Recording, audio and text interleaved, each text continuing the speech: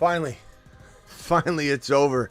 Today is the first day we will be able to reset the never talk about Brandon Aiyuk clock. How many days until the Brandon Aiyuk mention / accident?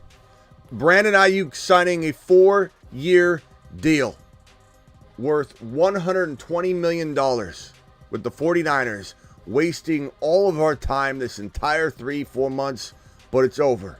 And now we need to talk about the impact, the reaction show to Brandon Aiyuk signing a $30 million. Here's the annual salaries per wide receiver in the NFL right now. National Football League. Top highest paid wide receivers per year. Justin Jefferson, 35. CeeDee Lamb, 34. A.J. Brown, 32. Amon-Ra St. Brown, 30.02. Tyreek Hill, 30. Brandon Aiyuk, 30. So Brandon Aiyuk got what he wants, but does that come at the expense of our fantasy football lineups? Does that come at the expense of those that drafted him? Are they going to have an injury pop up because this man sat out pretty much every single minute of football until right now? The Fantasy Football Show begins right now. Good Lord, I can't believe it's over. Let's go, mashed potatoes! Yeah, buddy.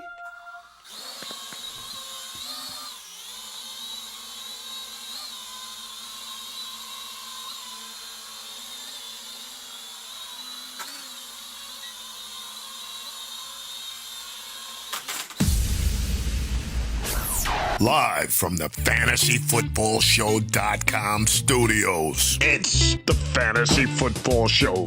Live! Monday through Friday, 8 p.m. Eastern. Smitty is also live whenever news breaks. From the FantasyFootballShow.com news desk, here is your breaking news.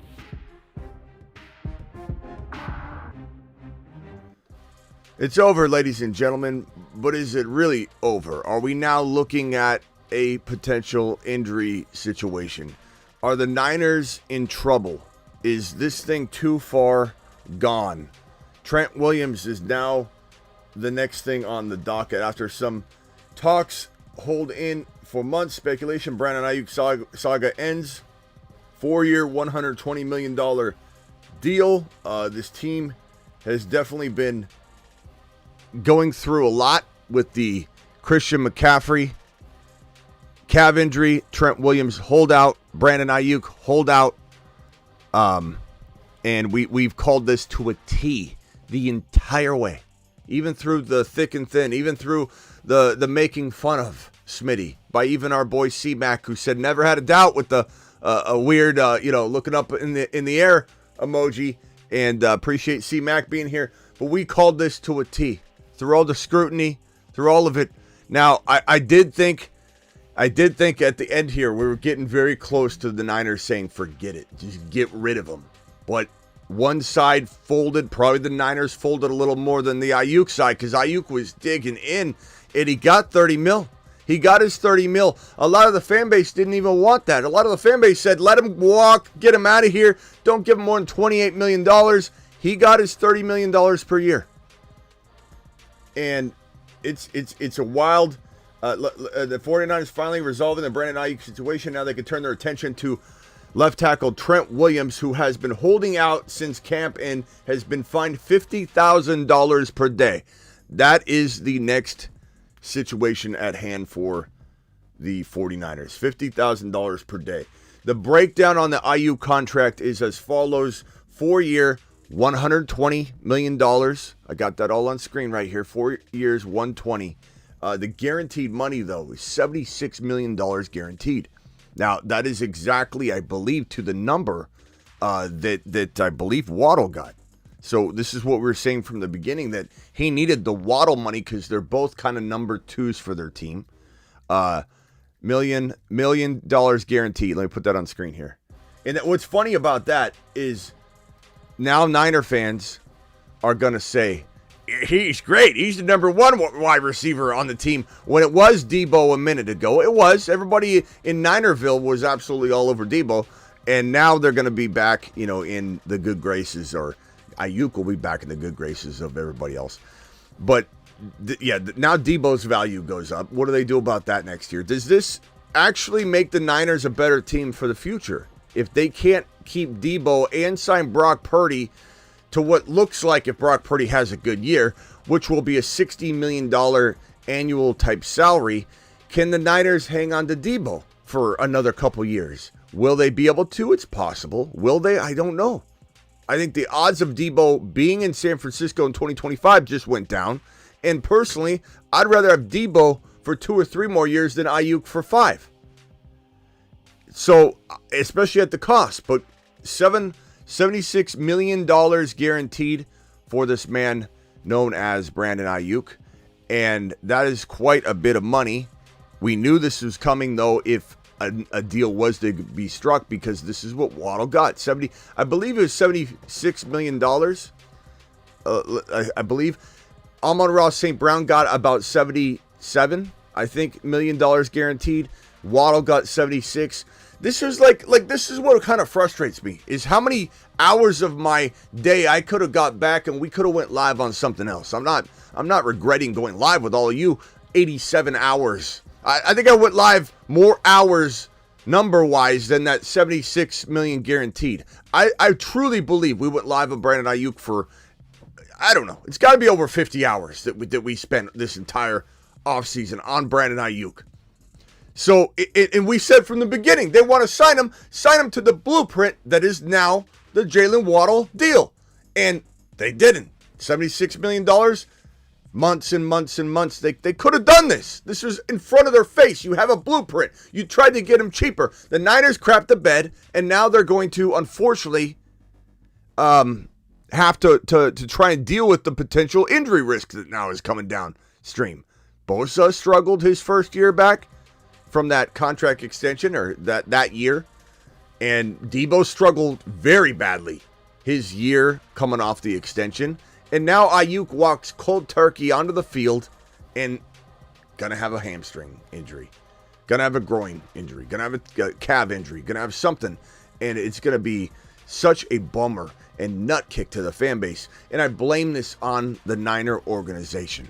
I don't even have as much blame to throw around on Brandon Aiyuk because he got what he wanted. So in the end, it validates his whole reasoning for doing what he did. He got paid what he feels he's deserved to get paid. The Niners finally agreed, yeah, you deserve it. Here you go. So it almost takes a lot of the blame off of his plate because he got it done. He got exactly what he wanted. He got $120 million, 76 of it guaranteed on a 4-year deal with the 49ers, who should have paid him from the beginning. Could have got him for 60-something million guaranteed, but didn't. All right, Smitty, what's a positive? What's a positive? Well, I mean, we'll get there, bro. Calm down. We'll get there. We got a couple. Here's a positive. You want a positive, C-Mac? Here's a positive. $20 holler from CMCF 1988. There's a positive for you, my broski. Alert. Super chat alert.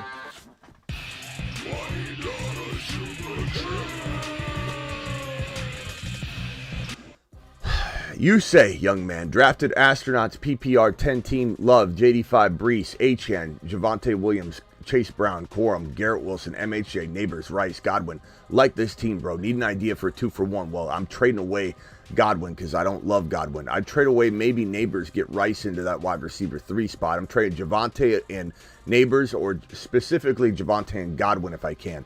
And if I could, I would trade Jordan Love in the other to get an upgraded top 3 quarterback. You do those, you got an 8.8 team in my mind. You don't do those, you're still 7.9. Because it's a 10-man league, you're still very much in it. Don't think you aren't. One waiver wire move, one of your bench players, Chase Brown, somebody popping off and being better than anybody, even myself, ever expected, then you're in the 8s right there. You don't necessarily even need a trade, but you do make those 2 trades and upgrades. You will smash your league into a bunch of million little pieces. Where would Debo be drafted now? Same place. I had Debo in the bottom of the second round as a Moon Man. The Moon Man dropping loads in Mars outer Man? space. He's on a shuttle. As a Mars Man. Mars Man. It's so hard to know where, but as a Mars Man before any of this happened. Loads dropping. So spinning this doesn't, I mean, especially with the idea that Aiyuk is going to struggle a little bit might suffer, not for sure, but might suffer injury, we're looking at a potential, amazing year. The nice part is in go forward drafts, Debo's going to go down, and we're still going to want him, and we're going to get him now at a discount. Could Debo fall to the 2-3 turn? This could be your third drafted player now, and that's in best ball. In non-best ball, Debo's been going in the third round anyway. So maybe Debo falls to the top of round 4 in your grandma league in your non-best ball.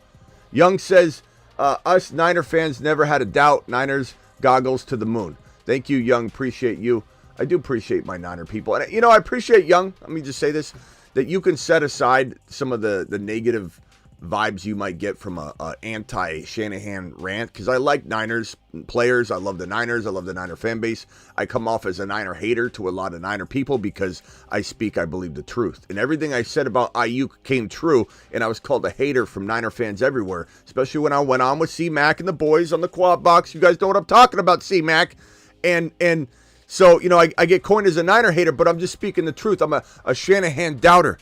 And there's 10 gifted memberships by Shaggy, and I haven't, my alerts weren't going off yet, Shaggy, so I'm sorry I didn't catch that. But I saw it. And Shaggy, I appreciate you dropping a 10 gifted membership. Thanks, Shaggy, if you got one. But I want to thank Young for just kind of letting it go, in one ear, out the other ear, kind of brush it off, goes right over your shoulder. Don't ever hang on to something specific I'm saying. If it just rubs you the wrong way, just have a good time in this live stream and ignore the things that punch you right in the gut like that for Young, because he's a Niner fan. So good job, Young. I think there was a point where you didn't let it go, and now you're totally just like, hey, that he's got this. He's going to say it. I'm just going to move on. So kudos to you. You deserve your flowers on Aiyuk, Smitty. Thank you, E-Goats. I appreciate you. No mercy, Smitty, to the moon. Says no mercy. Appreciate you, my guy. Thank you. And this one here from Tyler, who says Aiyuk is who's eating your breath dedication. Tyler, I don't know what that means, but I appreciate your $2 holler, and you're the man, the myth, the legend. Sheesh, $10 holler. Sheesh. Dropping a 10 WAD, says rate my squad. I got a $20 from Melvin Torres coming in the building. I'm going to put that right here. It's coming. I'm coming for you, pal. Rate my team, 12-team league, 0.5, 2 wide receivers, 2 running backs. Go Hurts, Kyron, Achane, Stevenson, Corum. Love it. Olave, Ridley, Coleman. I like the receivers. Am I trying to upgrade something? Maybe. Am I trying to get rid of Andrews and go rogue at tight end and grab a tight end off the waiver wire, or find a cheaper way out of the tight end position here and get rid of Andrews to try and upgrade maybe a wide receiver? Maybe you keep Olave. Maybe you upgrade Olave, or you keep Ridley or upgrade Ridley, or you use Brian Thomas Jr. This is a trade that could happen after week 1 if Andrews does pop off in week 1, or you could do it preemptively right now without the Thomas value to trade Thomas. So I would do that. I'd work on trying to upgrade Olave or Ridley into if it's Ridley, into a Debo, or Ridley's close enough to Debo. Let's say Ridley's gonna be good.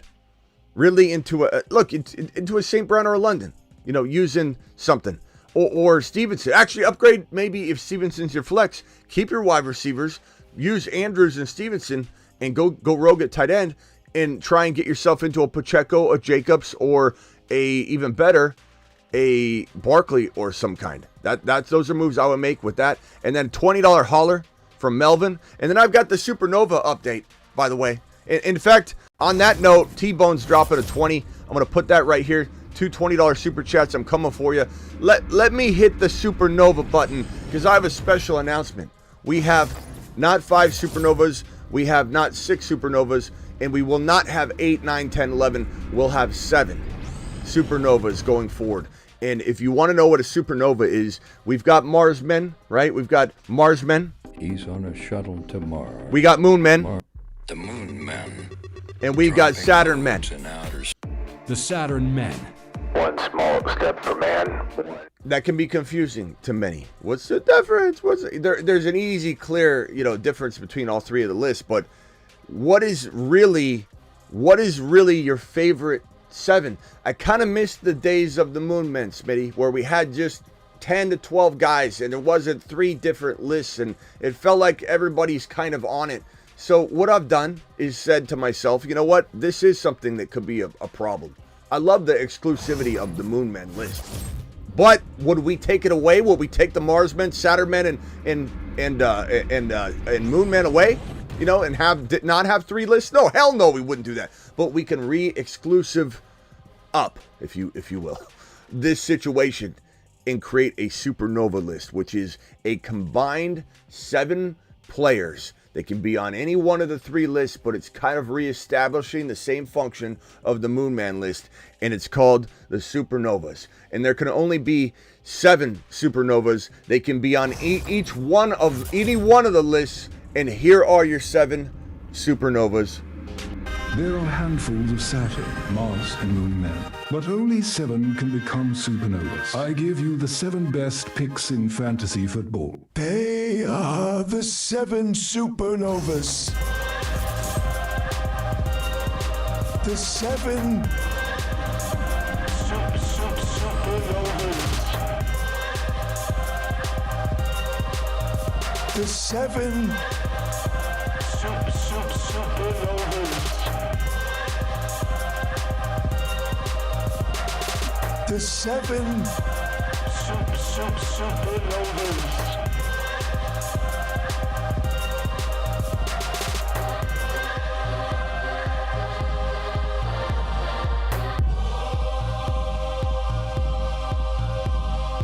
Liftoff of mission 41D, the first flight of the orbiter Discovery, and the shuttle has cleared the tower. It's cleared the tower, and as it clears the tower, 7 supernovas sit in front of you. And as I mentioned, this will not grow. There will always be 7, and I will make sure that stays the same. Remind me if I ever try and change it. 7 supernovas in the future, and this will be stapled in. Even if we develop a planet, Neptune or planet Jupiter, we will for sure say that at the end of the day, the general thinking of the Moonman list, the exclusivity of the Moonman list, the way that we tried to say, let's put our balls on the table list, will be captured in this new glorified fashion of talking about the supernovas and the list combined. Those are the supernovas. Melvin Torres with a 20. Alert. Super chat alert.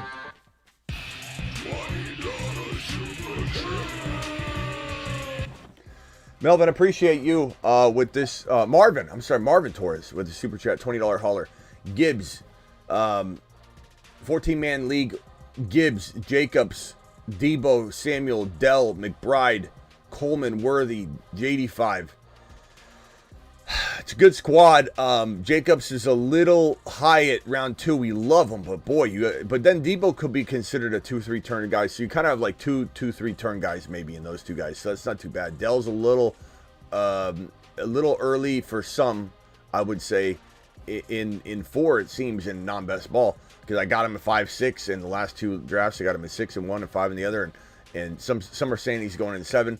So, make sure you aren't make sure you're looking at ADP data and you're not just taking him because we love him. You can get him later in some cases. This is a very good team, though. I would say it's like a 7.5 just because, it's a 14-man.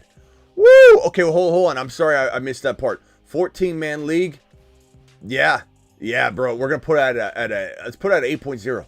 At a 14-man league, 8.0. I don't want to push you at like 8.5, 8.9. Our highest score so far this year is 8.8. And I'm not going to put you there because there's room to upgrade this. There's trades, there's waivers, and waivers alone could be what you do to make this get a bump. I like it, man. T-Bone with a $20 hauler. T-Bone, let's go. T-Bone, let's go. Hold on. Where are we going here? T-Bone.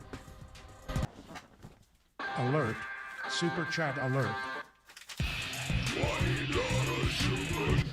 T-Bone, appreciate you. Yo, Smitty, 12-man redraft, PPR, Flex, Josh Allen, Bijan, Achan, Cup, Aiyuk, Kittle, Deontay, and Pollard. Don't love Deontay, but it doesn't really matter. Your team is really, really good. Should I trade Cup for Rice and Keon Coleman? If it's Dynasty, yeah. If it's redraft, I'm going to say no. And it's redraft. So, no, I'm not going to. Cooper Kupp is a sneaky round 3 guy that could play like a round 2 guy. So I'm going to say no, and your team is pretty much like an 8.0, I'd say. Have both Debo and Aiyuk. Who should I trade for? You got to test the market, man. I mean, I'm trying to get into a Cup. I'm trying to get into a Jacobs. I'm trying to get into a Barkley. Some of those players are higher or lower, right?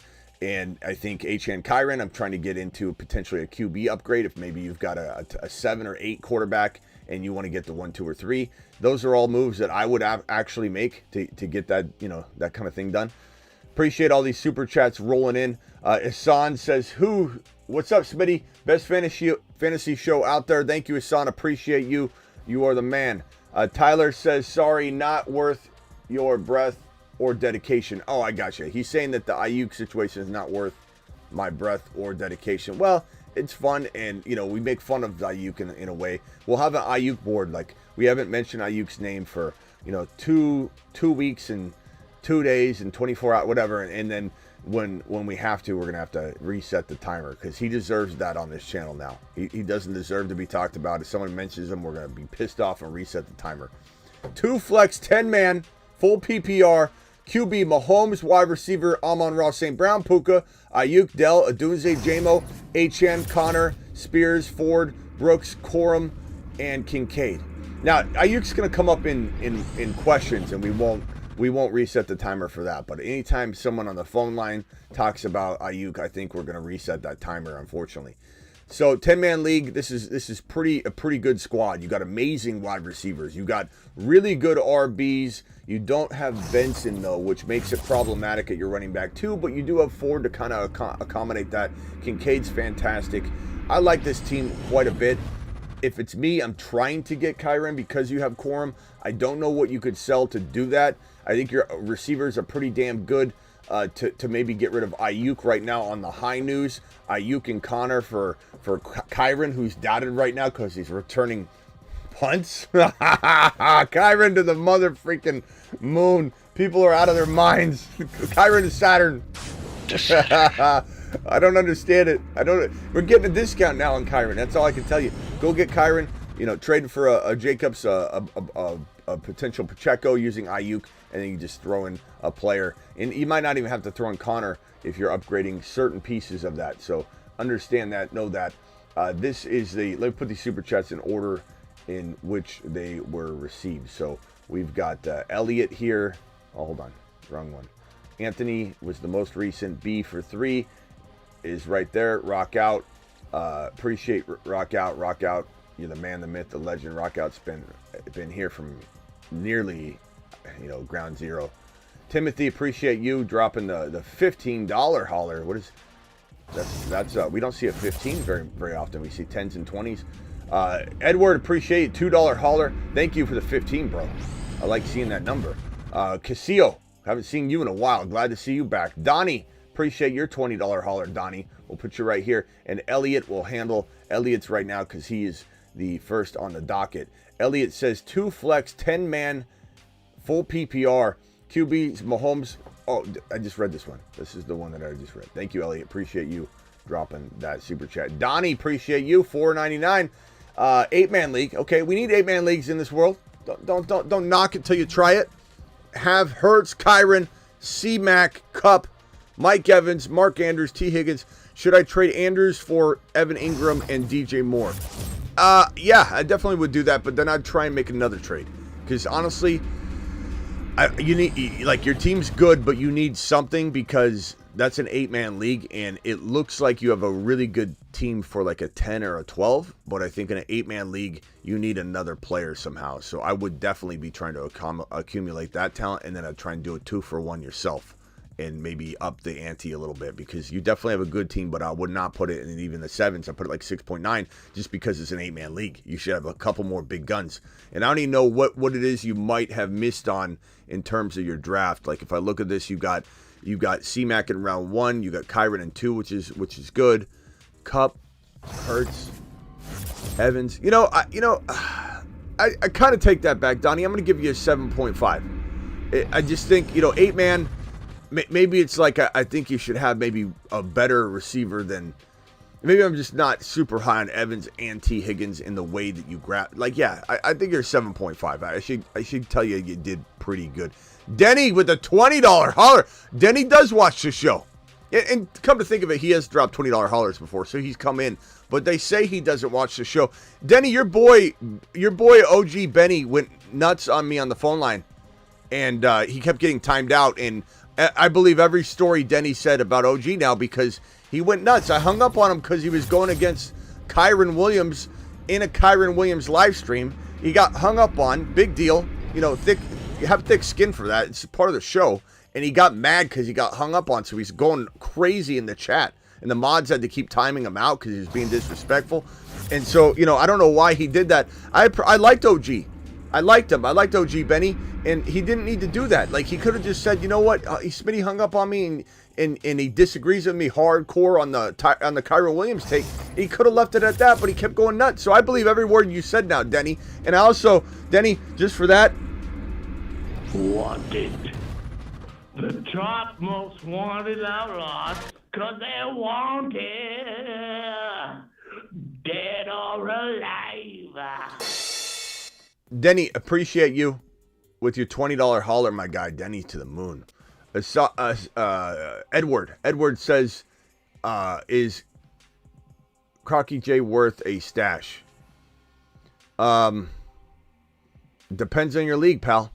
You know what I'm saying? Like, you got to give me more details than that. Timothy, $15 hauler. Love this. Love this. Rate my team. 12-man, 0.5. Jaden Daniels, Pacheco, Aaron Jones, CD, Debo, Laporta, 2 flex, Pickens, Reed. I guess I would say with this squad, you got Aaron Jones, unfortunately, not a good running back, too. Love Pacheco, but he feels like a stud running back 2 for you. You know, like he's a running back 1, but like you want him in your 2 spot. CD, Debo, Laporta, it's all very good, but this is probably, if I had to say, a 6.5 team that needs one huge trade, and you could jump right up to like 7.9, nearly a competitive top 5, top 6 overall team with one big move. Aaron Jones, you got to get rid of him. Aaron Jones and what, though? That's the problem. I'm looking at the bench. I don't see a lot. You got to wait for Pickens. You got to wait for Jaden Reed to kind of establish their value because I don't think people trade for him at the value they need to be. You got to get rid of Laporta. Laporta was your downfall. You can't take... Laporta's the worst pick in 2023 when you're talking about a third rounder, when you can get Kincaid or McBride or somebody like Kyle Pitts like 2-3 rounds later. You know, because... McBride and Kincaid can be as good or better than Laporta. I like Laporta more. All things are equal. They all fall to the same draft slot. I'm probably taking Laporta. I'm not saying Laporta's bad. I'm not saying I don't love Laporta, but he's one of the worst picks in fantasy because he's going in the 3rd round. And his counterparts, his comparables, his parallels are going 2 rounds later. So that's where you went wrong. I'm trying to trade Laporta. I don't know that you're going to be able to trade him, but you're trying to trade Laporta. You're trying to trade Aaron Jones. You might have to wait or try and trade Aaron Jones and Laporta now, pick up a great tight end off waivers, and then boom, bro, you'll figure it out. Denny with another $2 hauler. Denny says a red hand, it's a sticker. A red hand pointing, I think is what that sticker is. I don't see the sticker personally on my screen right here, but everyone else gets to enjoy a sticker. Anybody else want to drop a sticker live. Do it live. Casio with a $4.99. Rate my team. Daniels, Stafford, AJB, Dell, Terry, JMO, Ladd, Kyron, Corum, Skywalker, Singletary, Algier, McBride. It's good. It feels like it's lacking a little bit in let's say, okay, so JD5, you're putting your, AJB. Okay, AJB. Daniels, AJB, Dell. Yeah, it's good. It's good. Skywalker, it's good. I think you got to let this team gain some value. There's just no way this team, in my mind, is winning it. Right now, it's in that stage of trying to prove itself. JD5 needing to prove himself. As much as I love him, you can't. That part of this team has to be established. And until you can't just get handed it. He's a top 5 QB. We're hoping he is. I hope he is. I think he could be. I think we love what's about to unfold. I think.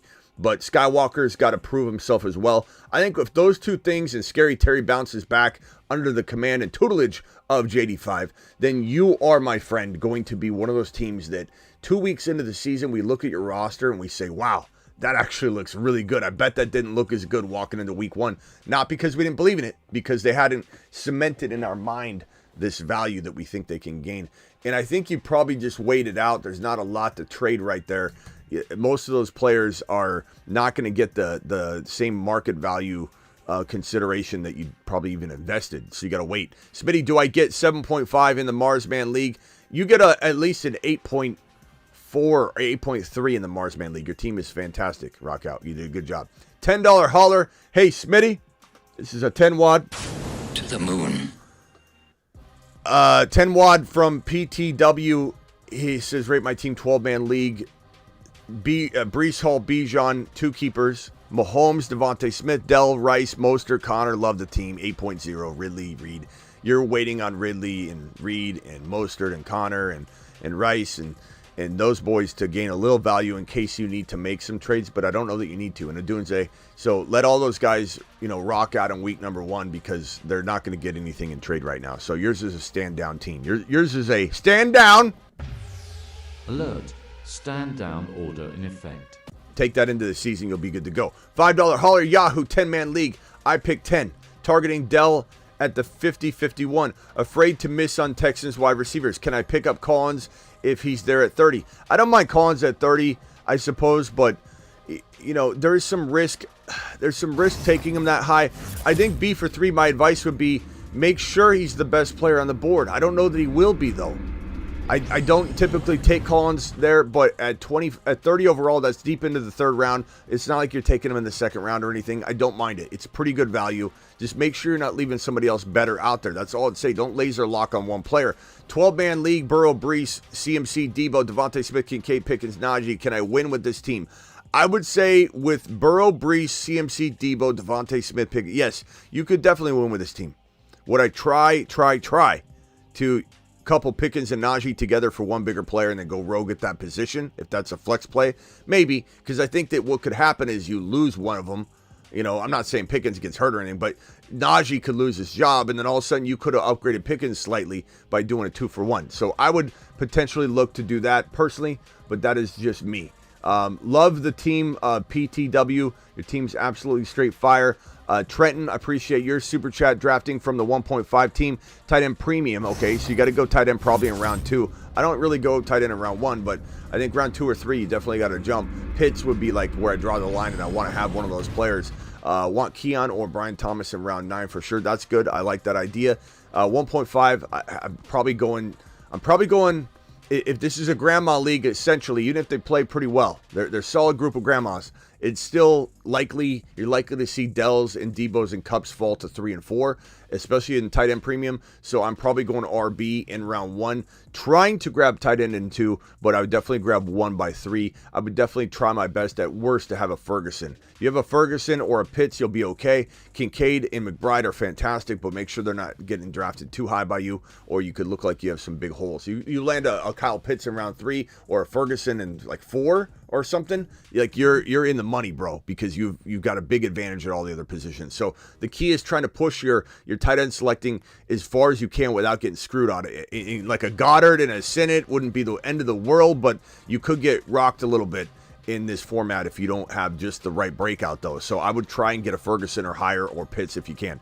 JD5, Amon Ra, Debo, Ridley, Adunze, Brian Thomas Jr., Coleman, Kyron, Corum, Rashad White, K9, Mixon, Benson. The problem with this one, Hassan, is I don't like Rashad White at cost. I like Rashad White. I just don't like him at cost. I can't stand drafting Mixon at all. This is a team that has some good and bad on it. Those are guys I'm trying to get rid of. I trade Mixon away, trade Rashad White away, couple them with one of the wide receivers. You may have to let Ridley and Adunze gain some value. This team might be a stand-down team until further notice, because I don't know you're going to get what you want out of that Mixon or Rashad White trade, because they're doubted on the open trade market. They're not necessarily doubted on draft day, but those are the kind of players that when you drive them off the lot like a vehicle, you lose $2,000 just by driving it off the lot. Whereas some players like Mahomes, especially top 3 quarterbacks, you drive them off the lot, they gain value, which signifies that they're undervalued, which is why I'm an early quarterback drafter, because I realize that the quarterback is being overlooked, and it shouldn't be the case. It should not be the case. And we're taking advantage of it because we're an early quarterback people here. We see the value. Shining, $5 hauler was offered Jacobs Dell for my Michael Pittman Jr. Zamir White. Do you accept it? Only if you like winning. just been Smitty. One of the easiest things I've seen all day. Jay Ferrento, 8, says draft tonight, 6 pick, take Chase if he's there. I mean, not necessarily. I mean, that's a loaded question. Is Breece Hall there? Is Bijan Robinson there? You know, St. Brown and A.J. Brown are starting to look as attractive as Jamar Chase. So I wouldn't say that. I wouldn't say that at all. Plus injury risk. Even if he comes back today. Aiyuk, injury risk. Aiyuk's back today. Doesn't mean he's going to stay healthy. So no, I don't think so. I don't think it's a lock. 12-man, full PPR. Allen, Kamara, Najee. A little bit weak at RB there. CD London. Love the tight end and 2 wide receiver formation you got there. Higgins is solid there. McLaurin, Pollard, McConkey, Rashid. I'm probably trying my guy to trade Najee and McLaurin. Najee, McConkey, Najee. Probably Najee and Higgins. I'd rather keep McLaurin. I think McLaurin's going to have a sneaky top 12 wide receiver season. But maybe you're trading Pollard and McLaurin, or Pollard and Higgins. So Higgins and Najee for one huge big player, bro. Kyron, Achan, Barkley, ETN. Those guys, that's how I'm fixing that squad. And fixing is a harsh word. I don't mean that it's needing fixing, but it certainly isn't a team I think is winning it right there. I mean, a waiver, you could wait, sit, stand down, and a waiver claim could smash for you. 14-man league, 1 QB, 3 wide receivers, 1 running back, 1 tight end, 1 flex. Mahomes, JD5, Tyreek, London, Dell, Coleman, Kincaid. Love the team. Also got Jets D. I like this team a lot. Chase Brown, Kincaid, Coleman. I like this team. This is a very good team. Mahomes, Dell. The running backs, though. The running backs. What are we doing here? We got, who's our number 1 running back? I'm here reading it off, liking the team, but then I'm like, wait a minute. Chase Brown and Warren. Oh, my God. You're going to be in some trouble. You got some good trade value, though. But you're going to have to move some of this around. You're going to have to move around. If it's me, bro, unfortunately, you're going to get rocked at running back. If Warren doesn't get in there quick and Chase Brown doesn't explode. Trey Benson's not even a starter yet. These are a lot of good guys I like a lot, but you're potentially in some trouble. You could stand down and hope that Warren, even with the injury, walks straight in and has like a monster week 1, even though he's not starting per se, and takes the job like in theory right away, like we think he can. So you could wait. Past that, it'd be hard to trade some of these guys anyway right now. So you're trying to get rid of, if it's a 1 QB, you're trying to get rid of like JD5, and you can't because his value is going to go up. You can't do that yet. And like, do you trade Tyreek? I mean, for what could you get for Tyreek? You could get maybe like you got London already, a London type of player with a running back potentially. I mean, maybe Penguin, I don't know, but you might have to wait and see. I think you maybe let that team roll into week 1. At least you know Warren's going to play, but you might have to make a move coming out of week number 1. Maybe there's some buy lows we can attack. I hate to say it, but you might need to use Tyreek Hill if you don't get enough value with those other positions. I liked where the team was going until I saw the RBs. Maybe you forget to write somebody into the message. 545 of you in here. Please punch that thumb up button. 174 thumbs up. Just finished my 10-man grandma, full PPR. Stroud, Debo, Cooper Kupp, Kyron, Gibbs. Great team. Love what you do, OTP. Thank you, pal. Your rating, I'd probably say Kincaid, Ridley, Kyron, Gibbs, Kupp, Debo, Stroud. Probably say 8.0. Really, and stand down type of thing until you get some Hollywood value back when he returns. Some Brian Thomas Jr., Zamir White, Coleman value. You don't want to trade any of the starters, so you're kind of beholden to the early play of those guys. So just stand down, wait, ride it into week 1. Rate my second team. Kyler, Harrison, AJB, 80 Mitchell, Ridley, AK, Deontay, Monty, Stevenson. Good team, bro. But Kyler, MHJ, AJB, 80, Ridley. Good team, but AK and Monty and Stevenson feel a little bit rough for me. It could work out though, and I don't know that you have a choice. You're like so many others, you're needing to ride this into the season. There's just no trade value. I look at this team and I say a lot of potential and a lot of trade potential later, but not a lot of, hey, I'll do a 2-for-1 right now because you're going to take a bath on it, so you're waiting. Hopefully Deontay proves he's worthy of some value, and you go ahead and smash a 2-for-1 somehow, Stevenson and Deontay for one player. That's kind of what I think I'm I'm going to be looking to do. Thank you, OT, with that. That's a great team. How do we feel about Brown? We like Diami Brown, I think, but I think we can't get carried away thinking that he's going to be like the leading reception getter in that offense, but he's somebody you could grab at the end of your draft or at the very end of your bench. Can you clip some Keon Coleman interviews? Guys, too funny. I don't really play a lot of other stuff that's not mine on the channel, just the way that the channel rolls. Sometimes I'll show you some stuff on my phone, but yeah, he's good people. We got Keon Coleman clip. We're funnier than our clips of Keon Coleman are funnier than Keon Coleman. Najee Higgins for Josh Jacobs and Coleman. Speaking of the devil, and yes, you smashed the hell out of that trade if you like winning. And on Keon Coleman.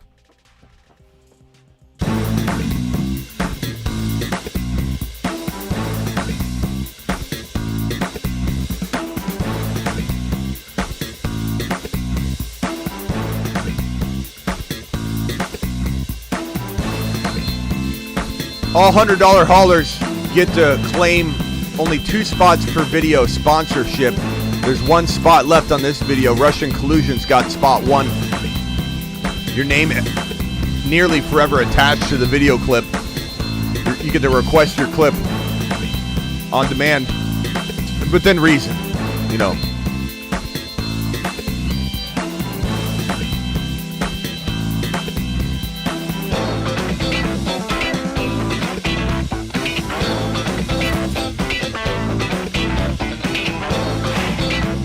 We got a $20 hauler from Ryan coming in strong with a 20 watt on screen. Ryan, appreciate you. And a $9.99 from L.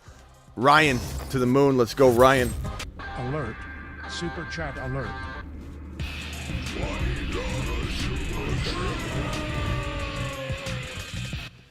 God, just never going to get that 50, 60, 70 hours of Brandon Aiyuk coverage back. God. Whiteboard, please went BPA. Running backs went quick. Love Bijan, Connor, London, Debo, Cooper Kupp, McBride. Tried Connor and McLaurin for ETN or Kyron. No luck. That's going to be a tough one, bro, because let's see here. Let's see if we can cook up a potential trade. So we have Ryan's $20 hauler. Let me put it right here. So Connor, I'm trying to trade Connor. I'm trying to trade. I love Debo. So you try Connor and McLaurin for ETN or Kyron ETN. I guess Pacheco. So Connor for Pacheco. You're not going to get that straight up. So Pacheco, you're going to probably have to give Connor, and I mean, you might have to give McLaurin with it. Hollywood Brown would be somebody that I would consider, but you just might have to wait until Hollywood gets back, bro, and catches a long touchdown pass. You know, and there's a shot he's not. You know. We'll just have to make sure he's back to full speed before, you know, you send him off because you want him to do something significant. But I think this combo could get you something special. But, I mean, you needed Benson. You can't draft Connor without Benson, bro. And Benson goes, no offense, Ryan, but Benson goes so late, like, you can't really mess it up. You can't just push your... Oh, you got Benson. You got Benson. I'm sorry. Lap on me. I'm sorry, bro. So you're fine. I mean, just wait it out. Just wait it out. Your team. The only other thing I would look to do, I guess, at this point, wait it out because Connor Benson's solid. Just wait it out. Go, you know, try and maybe upgrade Love using. I mean, you could try McLaurin, but McLaurin hasn't gained value yet, bro. I would say no. I'm gonna say stand down on your team. Alert. Stand down order in effect. You tried to get the 2 players that I most would want to get and try and attempt to get. You didn't pull it off, which is fine. Maybe they slump in week 1 and you're able to pull it off then. So I'm going to say stand down, bro. And let Connor Benson be what it is, which is a very underrated, almost elite running back too, if not higher. So just wait. Trade question, are you trading away Bijan for Puka plus Walker Sharps and 2 first-rounders in 2025? I guess it kind of depends on where the first rounders are. But good Lord, that's a lot.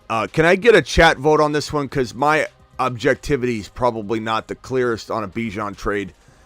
Are we trading Bijan for Puka, Walker, Sharps plus 2 25 first rounders? Let's assume they're not the 1.1, but they're maybe mid to early, potentially early, but not the 1.1.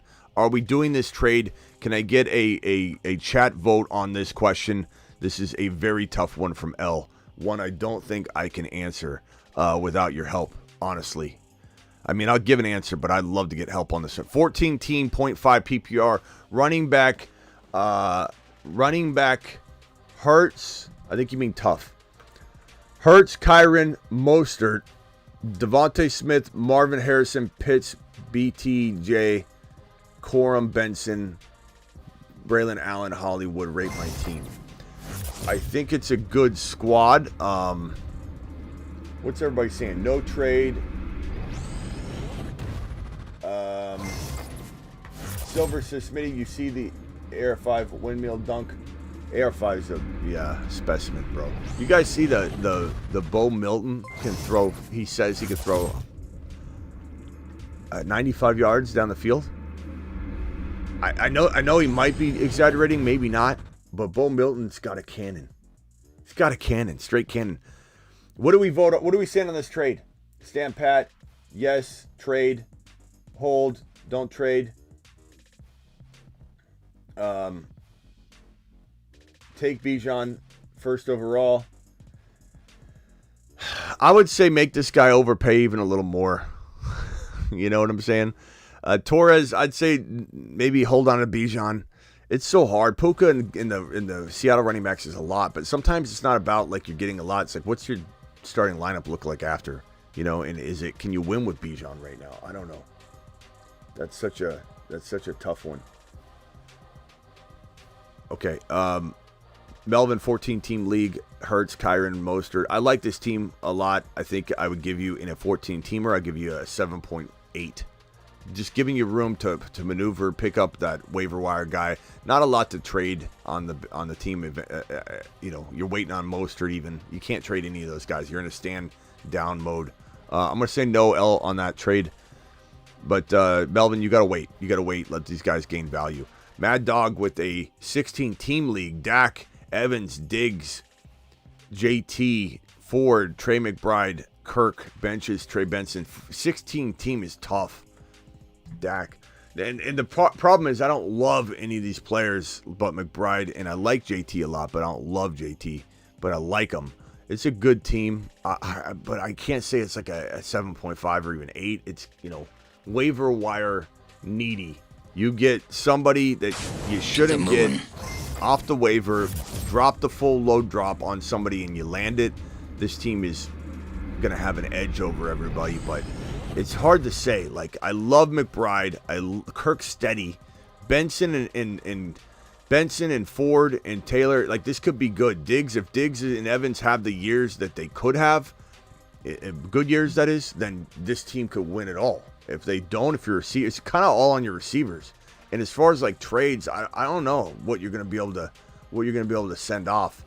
I think, you know, if I could trade Taylor into a Pacheco and a upgrade of Kirk into a bigger wide receiver, that's probably what I'm going to look at, Mad Dog. That would be a good one. That's the move I'm going to suggest for you. Starting my first marathon draft on Underdog. Code Smitty, by the way, and they've got a brand new. You can get this. Let me see if I can find the graphic and send it to myself.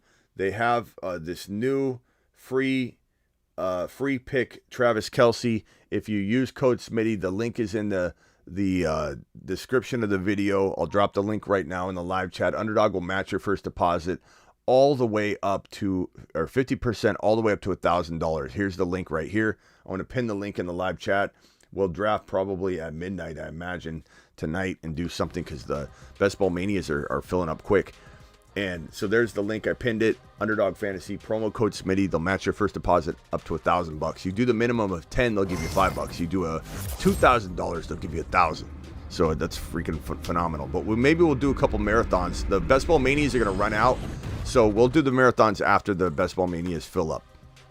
So definitely code Smitty if anybody hasn't used it already. G16 with a $5 hauler says 10-team PPR, 2 running backs, 2 wide receivers, 2 flex, AR5, Pacheco, Chase Brown, CD, JJ, London, Debo. It's a really good team. Taysom Hill benches, Ridley, Brooks, Warren, Spears and Ridley, or Warren and Ridley, Brooks and Ridley, love the wide receivers. Don't really want to touch those wide receivers.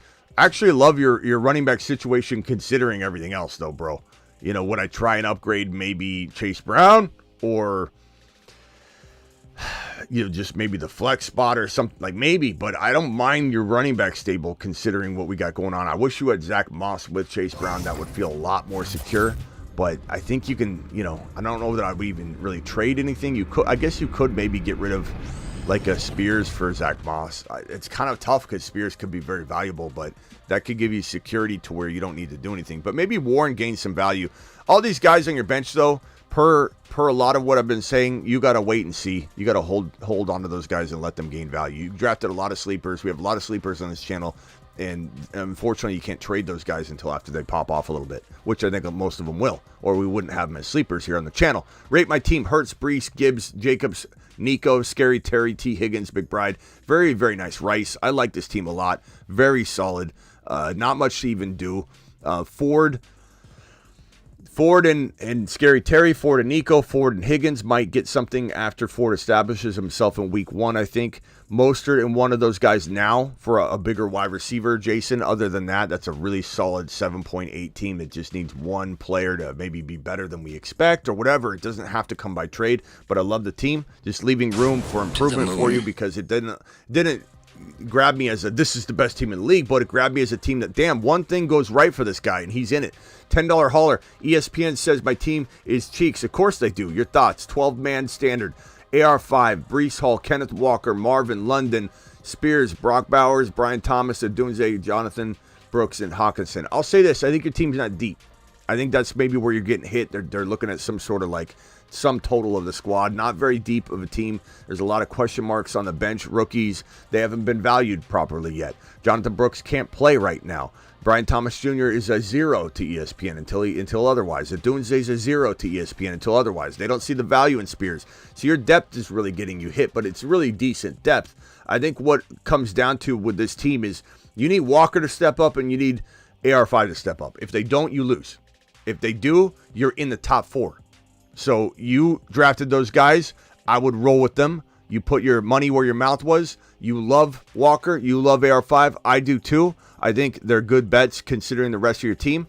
And you put it all on the line for those guys. Let's see what they do in week 1. And I don't mind your team at all. But I do understand why, process-wise, they would probably have a down projection for you because, you know, it's your depth is not proven yet. And they're not going to give you the benefit of the doubt. But I like your squad. Once Odunze, BT, those guys get value, we'll come back in heading into week 2. What players are slumping? What players can we buy low and sell high?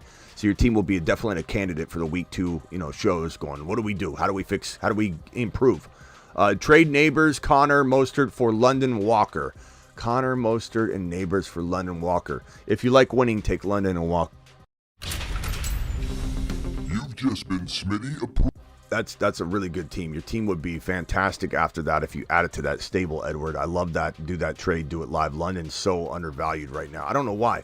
I'm Old Greg super chatted and said, I'm Old Greg. Would you trade CD and Addison for Bijan and Metcalf? Or Barkley and Debo? Give me Bijan and Metcalf over CD in a millisecond, Greg. That's not even close, bro. That is probably not, I wouldn't say the easiest question I've had today because I've had some easy ones, but that is a very, very solid move. I mean, I like CD as much as the next guy, but DK's still a stud. And you get Bijan. Tyler, 1 QB, 2 running back, 2 wide receiver, 2 flex. Lamb, Puka, Waddle, Neighbors, Coleman, McBride, Monty, Stevenson, Najee, Chase Brown. Trade. We got 1 gifted membership by Mr. Out of the Box. Appreciate you doing that. If you got one, please let him know. Please let him know, bro.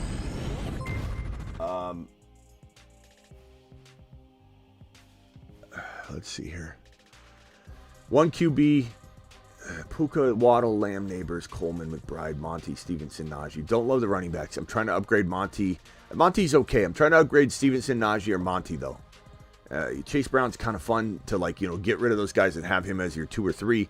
But would I trade, I trade Neighbors and Stevenson, Neighbors and Najee for 1 big Achane, Kyron, Barkley, Amon-Ra type monster, Tyler. So throw a bunch of offers out there until you get one, pal. That's what I would do if I was you. E-Dub with a $10 hauler. E-Dub, appreciate you for dropping that super chat, my man. 3 flex spots, 1 flex. Tank Dell, 2nd flex. Keon Coleman. Choices for last flex are Brian Robinson Jr., Khalil Shakir, and Brian Thomas Jr. I'm probably going to say give me Brian Thomas Jr. for now if it's PPR or half PPR. And, I mean, Brian Robinson is pretty safe, though, is what I would think. And then as far as your flex spots, so Tank Dell, so your 2nd flex spot, Coleman. Okay, so yeah, I like those. And so I'm probably going to go BT myself, but Brian Robinson Jr. is definitely safer if you want to go the safe route.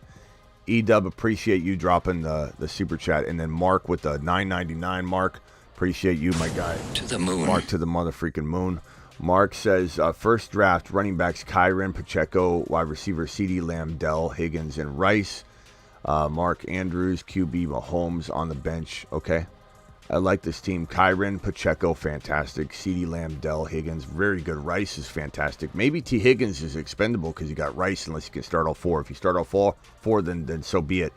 Andrews, I'm tempted to trade away to do any sort of upgrade if needed.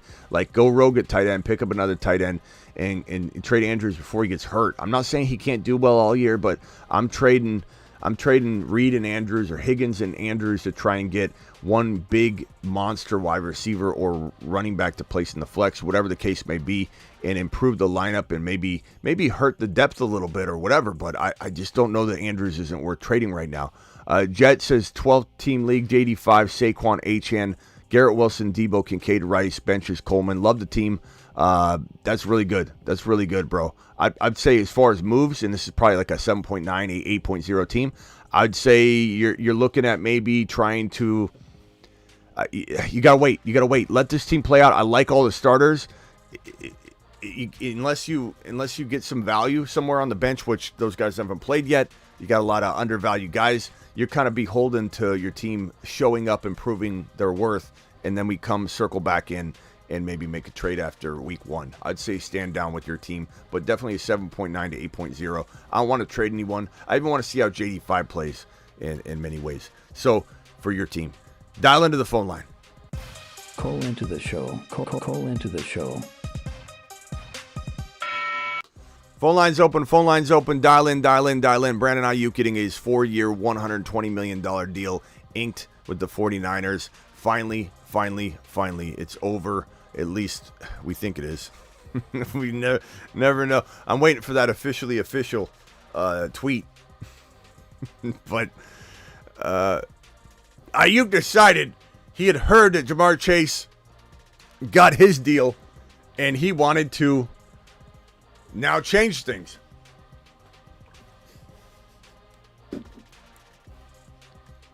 Have I showed you that we have now 7 supernovas? There are handfuls of Saturn, Mars, and Moon men, but only 7 can become supernovas. I give you the 7 best picks in fantasy football. They are the 7 supernovas. The 7 supernovas. The 7 supernovas.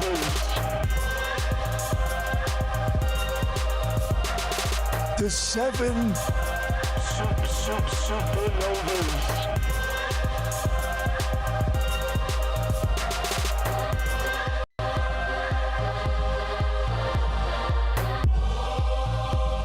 This is Aiyuk, Colorado. Liftoff of mission 41D, the first flight of the orbiter Discovery, and the shuttle has cleared the tower. This is, what's your name again, bro? You're calling from Colorado. What's your name? E-Dub. E-Dub from Colorado. What's going on, E-Dub? What can I do for you? So I just did that super chat about my flex, my third flex. It is a PPR, a full point PPR, and that's my problem is Brian Robinson Jr. versus BTJ. What do you think I should be my deciding factor? Once the games start next week, flip of a coin or I just don't know what to do there. I'm like you, kind of. I don't know. I think, like, if you want safety, like, if your opponent, your deciding factor should be, if your opponent has your number and you need to swing big, maybe you swing big with BTJ. But if you need steady Eddie, you're looking like you're going to win this one or it's super close. I mean, Brian Thomas Jr., Brian Robinson should probably get like 10 points, I would think. I think he's going to be, but you just don't know how it's going to go, bro. Yeah, I guess it's just a roll of the dice. But, yeah, I'm exactly where you are. I'm leaning BTJ right now, but 11, 12 points out of Brian Robinson Jr. is pretty happens a lot. Yeah. I don't know. You could say, hey, the deciding factor is let the rookie play first and go with the guy that's going to probably score. And you want a deciding factor, instead of flipping a coin, let's just have the chat vote. So, chat, Brian Thomas Jr., BTJ, or take a look at what the chat votes. Appreciate you, bro. Call back if you got another one. Brian Thomas Jr. or Brian Robinson, the running back for the Washington Commanders. Vote for the man. Let him know what you think. Appreciate you, E-Dub, for calling in. Thank you. Bye. All right, phone line's open. Dial in. I saw a couple of you calling in. For some reason, I couldn't add you at that moment in time, but dial in. We got Brian Thomas Jr. vote. We got a Brian Robinson over. Someone said Brian Robinson, BTJ, Brian Robinson, week 1, Brian Robinson, BTJ. I lean toward BTJ. I just think that, it comes down to, do you want steady Eddie or do you not? Do you want to go a little high risk, high reward?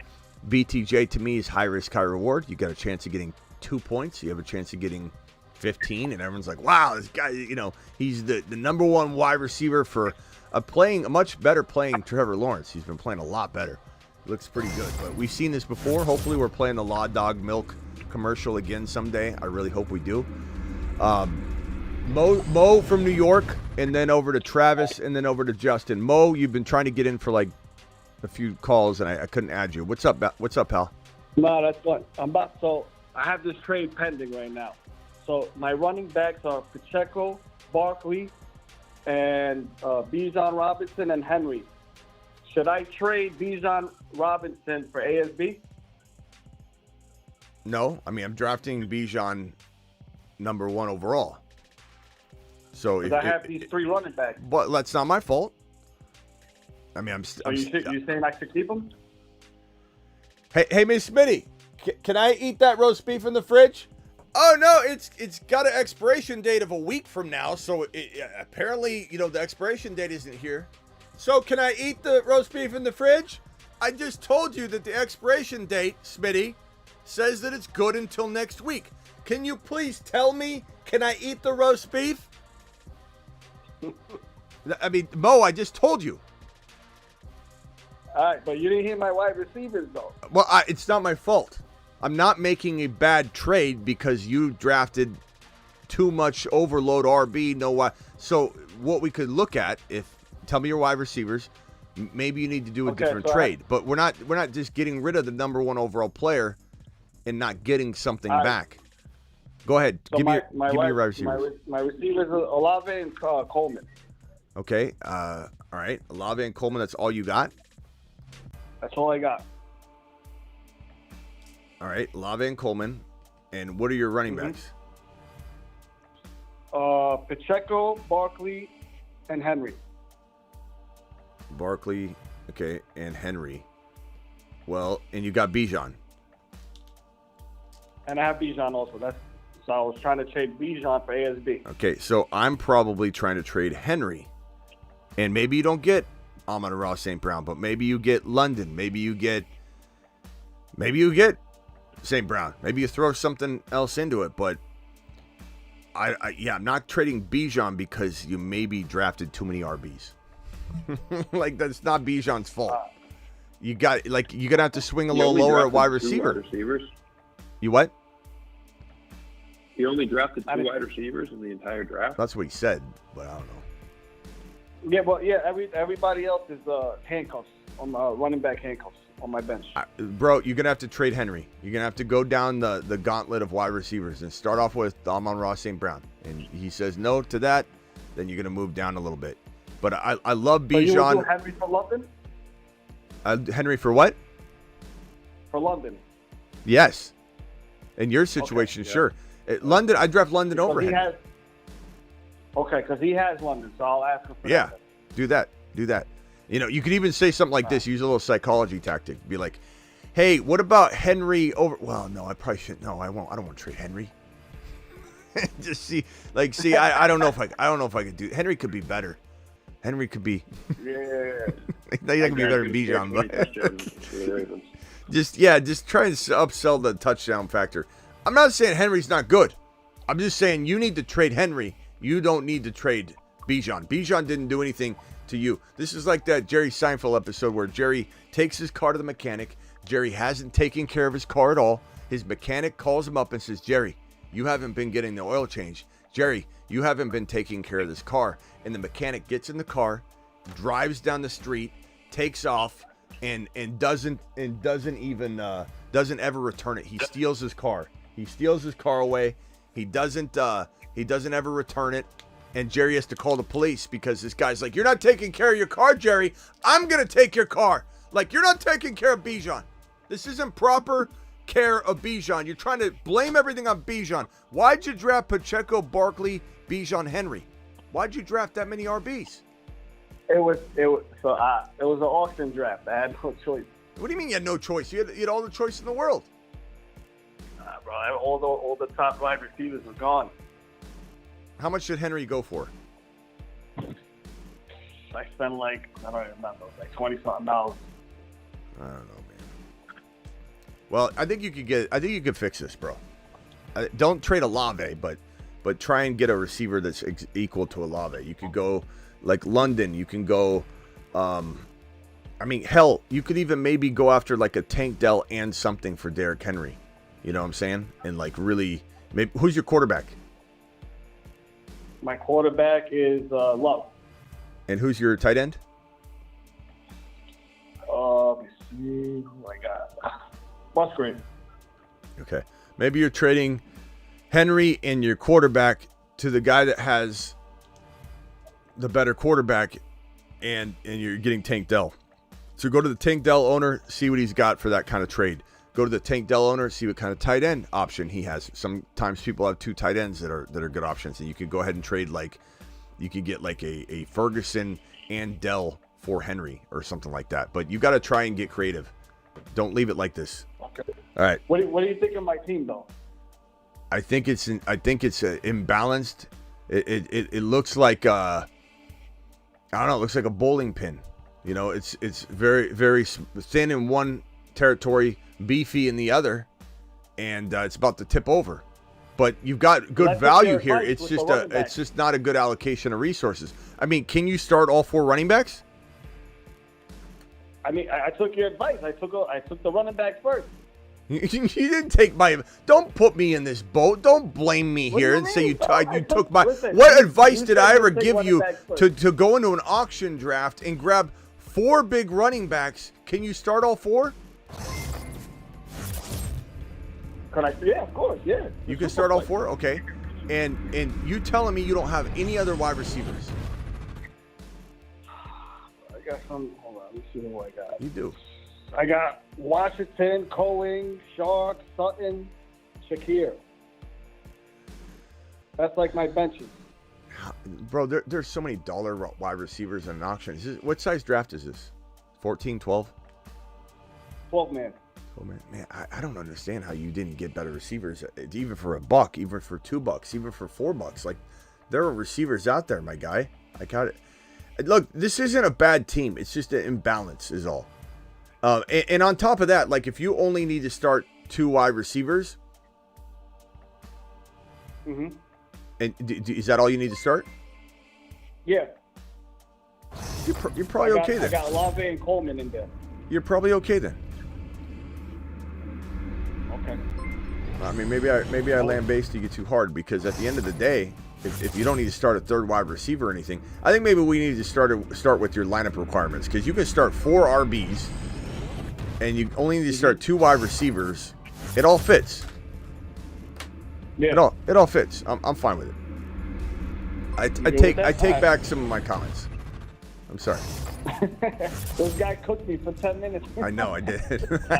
but in that, I'd still try and move Henry for London though, just to give yourself some balance. But I mean, I guess I didn't realize you're starting all 4 running backs. I'm sorry. Yeah, that's what cool. Thank you, bro. Yo, I love your show, by the way. Yeah, the show loves you back. And I don't know. Does everybody feel better now that we know that you can play all 4 running backs? He can play all 4 running backs. He only has to start 2 wide receivers. We love Coleman, so it's no big deal. I think this is fine.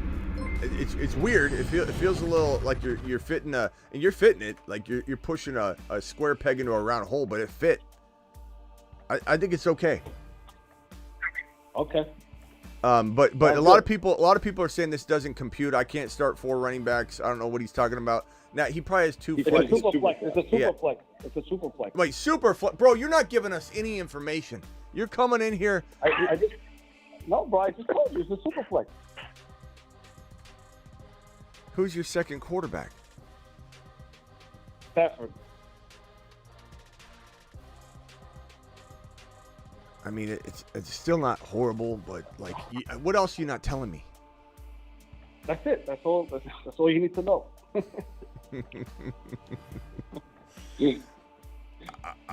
Okay. I guess we're still okay. We're okay. Do I think you're gonna win the league? He's got to be. Someone's got to need a running back out there. If he has those 4, he's got to be someone willing to pay up for a running back. Just don't say things like Smitty, you told me to do. Like, I didn't tell you to go to an auction and like I told you to go. Bro, you didn't tell me. You didn't tell me. I know. I'm saying you like to start running backs in the first and second round. Right? I do. Yeah, but that doesn't. That's like saying. Idea. That's like saying I like the rain. I do like the rain, and I'm gonna go out and jump into a hurricane. And say, well, Smitty, you said you like weather. You like the weather, Smitty. I don't know. It's a wild team, but somehow, some way, it all fits into the appropriate, slots, I guess you could say. And Love and Stafford are kind of like okay. They're crafty enough, I guess, but damn, I don't know. I don't know what you could even do because like it's not like there's a hole anywhere, and you'd just be moving allocation of resources around. So you almost just go into the year, I guess, this way. Obviously, still try and shop Henry for London to get some balance on your team. It doesn't affect the lineup anything, but I do worry, if Henry goes down or anyway, you might as well go get a London or something like that. Other wide receivers, other than London, I would say, MHJ and something. If you could get I really still stand by my go get Dell and another player. So Dell and a potential RB of some sort for Henry. I really like the idea of giving yourself a little breathing room. You get the RB back. You also get the wide receiver. Maybe is Chase Brown and Dell enough for Henry? Maybe. How about Dell and Wright? Be able to get more. Dell and what? Right. I don't think Dell and Jalen Wright are enough. Just get more than that. You know what's weird is this call's really awkward. It's a really awkward call because like I don't hate the value. Like now that we have all the information, and I felt like we kept getting hit with different things, it's still a really good team. It's like I don't know, like I'm lambasting him. I'm yelling at him a little bit, and his team is not that bad, and it all fits into the starting slots. It's like he could move things around, but it's not like it would do anything. Is if he didn't gain like. At the end of the day, it's not about you need this, you need that. It all fits. It's more like, okay, can you get a lot for Henry right now or can you not? I don't know. This is weird because like this team's very awkward. It almost looks like I don't know how to describe this. It almost looks like I don't know, you're holding a bunch of loose change and then somebody's holding a bunch of bills, and you're just assuming that the guy holding the bills has more money in his hand, but the guy with the loose change got a lot of like silver dollars and quarters in there. Like I don't know, it's confusing. Really got the best analogy. I swear to God. It's like I'm confused looking at your team, but like as we learn, you can start 4 running backs. As we learn in Superflex, and we go, what in the hell? As we learn, you still have at least Stafford. I don't know. I'm confused. You've perplexed me. I know, man. That's why I called you. I guess you let it ride, bro. Try and trade Henry. Do not sell him low. Do not call in and go, Smitty, I did it. I traded him for Dell and a bench running back. Do not do that. No, it's going to be for London. It's going to be for London. And guys, would you trade Henry for London on the Travis? Would you trade Henry away for London in his situation? I think so, right? Because you're drafted London ahead of Henry anyway. Yep. Okay. And that one move balances everything out really nicely. Yeah, it really does. I trade him for London. Yeah. All right, we got to go, bro. Too much time on this, Mo. Appreciate you. Thank you, bro. God, I feel like the Debo Samuel or the Brandon Aiyuk coverage. It's never ended. I don't know. It's so weird. I feel so confused right now. Does anybody else feel very confused? I don't know. I don't know how to feel. Like, it all fits. And we love Coleman. So, like, how could we really rip on, like, at the end of the day, how am I going to sit here and say, hey, your wide receivers suck when we love Coleman? But it's just, I guess I just didn't understand his lineup requirements yet. But good God. All right, Travis, what can I do for you? You're live. Yeah, I meant to ask this last night, but I'll ask you now. If you had HN and Breece Hall, in order to get Wright and Braylon Allen, would you drop Jamison Williams and Benson? Jamison Williams and Benson to get Wright and Braylon Allen for the backups. Yeah, right. Right. And those say those guys are the bottom of your roster that you don't have anyone else to drop. Yeah, I think I probably would. At the end of the day, it sucks, but it depends on your situation too. Like if you got a bunch of other good running backs and you don't necessarily need the cuffs. I mean, you could let Braylon Allen go, but at the end of the day, okay. I love Jamison Williams. I do. I try and trade before I do anything else. Because I can't. I drop my kicker. Okay. I drop my kicker right now and just wait as long as possible. I'd probably drop my kicker and my defense and just start working on trades. So the answer is no. I wouldn't drop those guys. I'd drop my kicker, my D. I'd figure it out, and then I'd have to make a tough call later. But I think I could. I think I can make it right. All right, and then I guess kind of going off of that, another situation would be if you don't have Breece Hall, but you have Braylon Allen,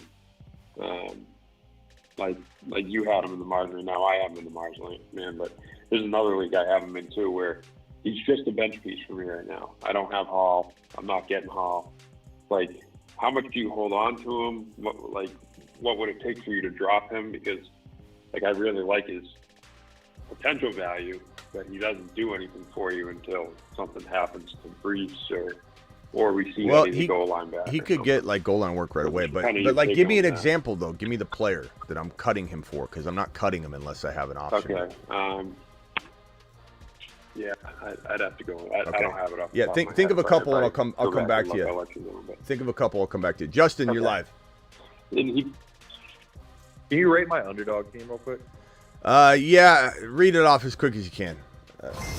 You got the bulletin board out or whatever? It's not a bulletin board. It's a marker board. But yes. Hold on. Let me get it out, Justin. Let me pull it out. Okay, there it is. What can I do for you, Justin? Hit me with it. Jalen Hurts, Aaron Rodgers, Justin Fields, Devon Achane. Hold on. Justin, I have a marker board, not a typewriter. Okay. Hurts, Aaron Rodgers. Go ahead. Justin Fields, Devon Achane, Raheem Mostert, Rico Dowdle, Ezekiel Elliott, Chuba Hubbard, Jalen Wright, wide receivers Garrett Wilson, Calvin Ridley, Hollywood Brown, Curtis Samuel, Yoshivas. Did you think that was any slower? Okay. My bad. That's right. Hurts, Achane, Mostert, Garrett Wilson, Ridley. That's all I got, and that's fine. It's a good team. You had Dowdle, you had a few others. I like it. I'm very, very into this Achane, Mostert, Jalen Wright running back stable, even in best ball, as my hardcore running back crew. And I get a couple pieces. I got Kelsey, okay. I got Kelsey. Kelsey, okay. So very, very good squad. Garrett Wilson, Ridley. Who's your third wide receiver? Third wide receiver is Hollywood Brown. Then Curtis Samuel, Yoshivas. Yeah. It's a little light at wide receiver. And your running back three. Who's your running back three? My running back 3 is Dowdle, Rico Dowdle. Yeah. I don't know. It feels like you kind of like reached somewhere. I don't know. I feel like you're missing So something. like, what I don't think. So I have Kincaid and Travis Kelce. I There did you go. do a tight end. There you go. I've been around too long. I could smell it from a mile away. Something wasn't right. It was fishy. The only thing I've ever gotten wrong this show so far was not understanding that what the hell I was looking at with that roster that guy just dropped on me, because I was confused and I lambasted him probably for nothing. I just didn't understand the confines of what we're dealing with, I guess. But hell. Yeah, that was a weird phone call. I had to like step away, and then like when I came back, I'm like, well, is this the same call? And I'm like, oh, it was I the same got call. water like, in my damn. ear on that call. All right, Like, you yeah. know when, like, I was just gonna say, all right, yeah, I don't know. That team's okay. I don't the bully tight end approach is hard for me to love this year, because I feel like what we saw, your team looks thin. Yeah, I like that I got the top. I feel like I agree with what you're saying. Like, it feels like right at the middle and running back and wide receiver, it is a little thin, which is why I wanted to bring you, because I'm like, I like the top and I like the balance, but like the middle feels weird. Yeah, there's sometimes you draft an underdog team. Again, Underdog Fantasy promo code Smitty. Everybody, the link is pinned in the live chat. Code Smitty will get it done as well. The link's in the description of the video if you're watching the replay. Code Smitty will get you 50% match up to $1,000. You drop $2,000, they'll give you $1,000. You drop 50, they'll give you 25. You drop the minimum of 10, you only have to do $10. They'll give you 5. And you also get this free Travis Kelce pick on top of it right now. So this pick is phenomenal. It's a free pick. You play it. You click that button as soon as it loads up. It's 0.5 total yards. That means this man just has to catch 1 yard pass, or take a carry for 1 yard, or score just one yard touchdown, but really just 1 yard. He gets 1 yard and he will get you a win, and you can put that on your 5-player contest and do it live. So hit that link in the live chat. Use that free Travis Kelce pick right now. And what I was going to say is, I don't know what I was going to say. All right, Justin, hang tight. I'll come back for you in a second. I got a loaded phone line. Everybody on the phone line, would you please mute? That includes the guy I just added, which was Brian, I think. Brian, please mute yourself. Or Kevin. I think it was Kevin. Both you guys, mute real quick. Let me get these super chats out of the way real quickly. So everybody, please actually mute. Denny says he's muting. He never does. We hear mouth breathing. $20 hauler from RS. Alert. Super chat alert.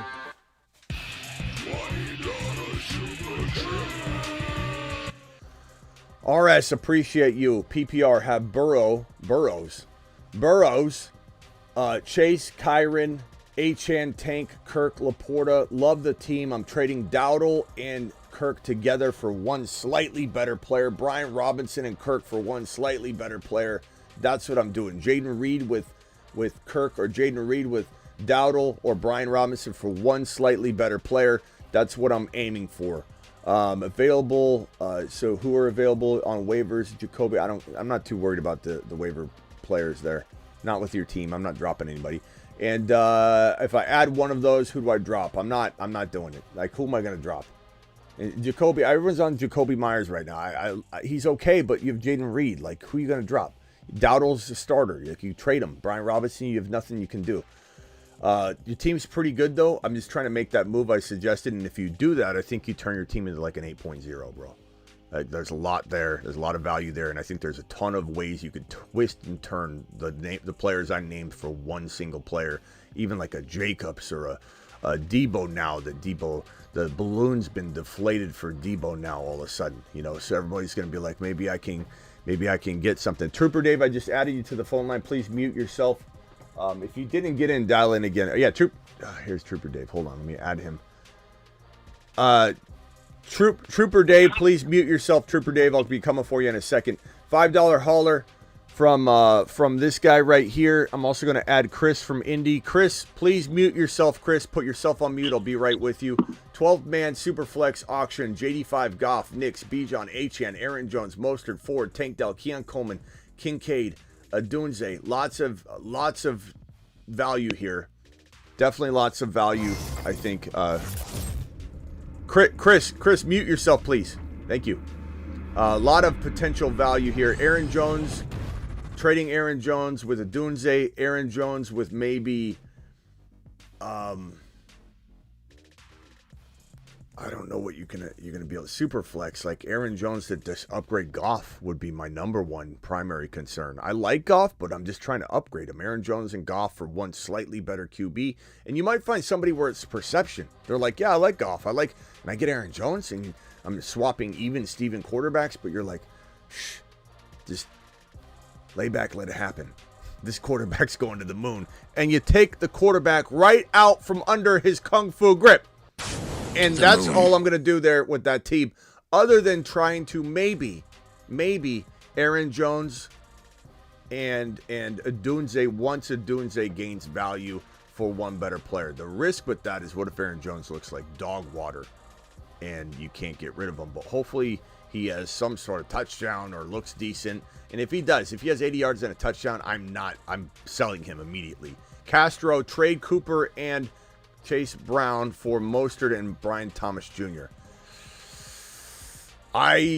That's a tough one, bro. I would say near even. There's pros and cons to it. Amari Cooper could be fantastic, or, I don't know about Deshaun Watson right now.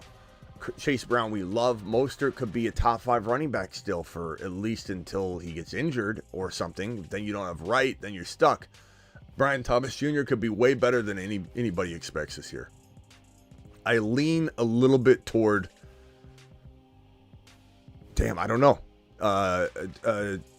Travis, what do you think on this one? Real quick. Chase Brown and Amari Cooper. Chase Brown, Amari Cooper, or Brian Thomas Jr. Mostert? Yeah. Chase Brown, Amari Cooper, Brian Thomas Jr. I don't know. He doesn't have any other Dolphin running backs. I don't know. We're not digging that deep into it because it's just all we got. I'd go Brown and Cooper, but yeah, it's close. I like Mostert though, but without Wright, and maybe you have Wright. If you have Wright, I'd do it. If you don't have Wright, then I'd probably say yeah. I'd probably say that you're putting yourself not that Chase Brown's guaranteed to be the guy all year long either, but I just think Mostert's age, being 85 years old, it's just riskier. And then you're also going with a rookie wide receiver, which we love, but there could be some inconsistency. So I'm not going to say I'm not still shopping Amari Cooper, though. $5 hauler from this gentleman here, 12-team auction, JD5, Goff, Knicks, Bijan, Achane, Aaron. Oh, I already did that one. Thank you for dropping that super chat, my guy. Here's a $10 hauler from Ryan. Ryan, appreciate you dropping the wattage on screen, Ryan. Would you trade Achane and McBride for D. Adams, Ramondre Stevenson, and Brock Bowers? I'm assuming this is redraft because you probably would need to add that information. So Achane and McBride for D. Adams, Ramondre Stevenson, and Brock Bowers. I'd only do this trade if you like losing, because Achane and McBride have the capability of being top 5 at their position. And Adams, I don't want to draft. Ramondre, I like a lot, but at cost. He's like a sleeper, really. And then Brock Bowers is a rookie. Achane and McBride crushed this trade. Just absolutely annihilate it into 1,000 itty-bitty little pieces. I have Achane and Wright. So I would take Mostert then in that situation. So that's good. It's weird because, why would other players impact it? Well, it's because, I don't know, you have such a strong trio of running backs that 2 of which can be your starters all year long. This is not your mom and dad's Miami Dolphins. This is a different team where Mostert or Wright with Achane, 2 of those guys will be starters every week in fantasy football.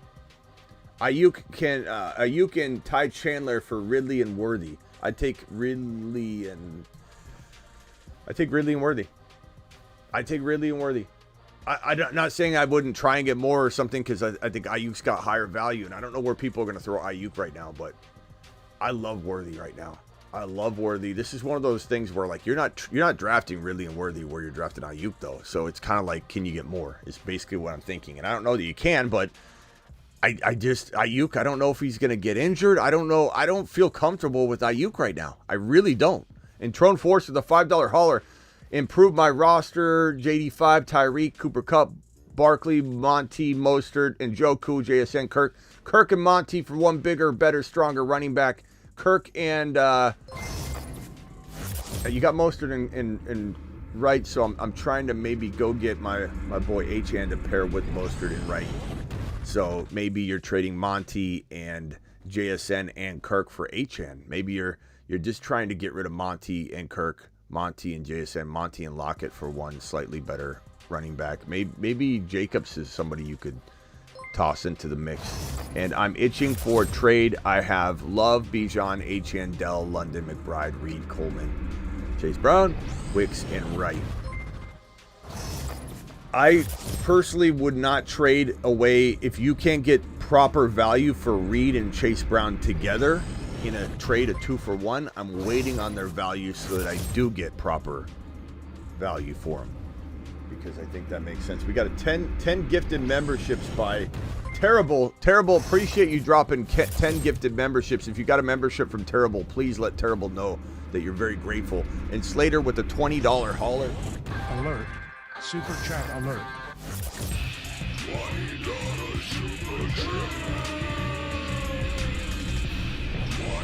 Terrible, appreciate you. Matt Slater, Smitty, how did I do? 12-man, 1 QB, 2 running back, 3 wide receiver. Kyler, Jacobs, Walker, Lamb, Aiyuk, Pickens, Pitts. I don't know. Matt, I hate doing this on $20 haulers, but I'm always going to give you honest feedback.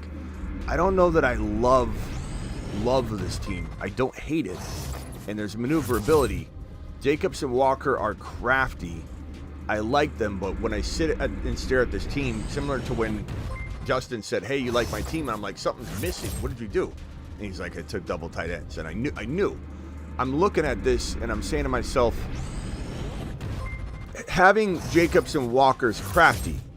But when you have Jacobs and Walker as your RB1 and 2, you got to have some sort of overstacking somewhere else, like some massive wide receiver room.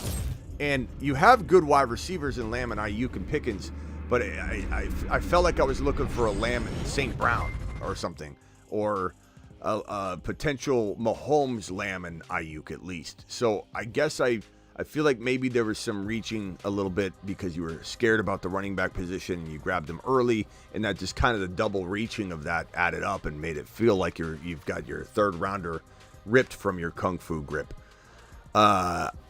I don't know why I'm saying kung fu grip so much today. But I do think there's some potential to maybe trade. I just don't know that you can do it right now. And I don't even know that what you would even trade, because it's really thin after that. You know, like no one's trading for Coleman right now. No one's trading for Corley or Dortch or Curtis Samuel or Ben Sinnott. And you really would have to divide up unless you want to just roll this out there. And it's a good team. Like it's a 7.5. Like I'm not saying it's trash at all.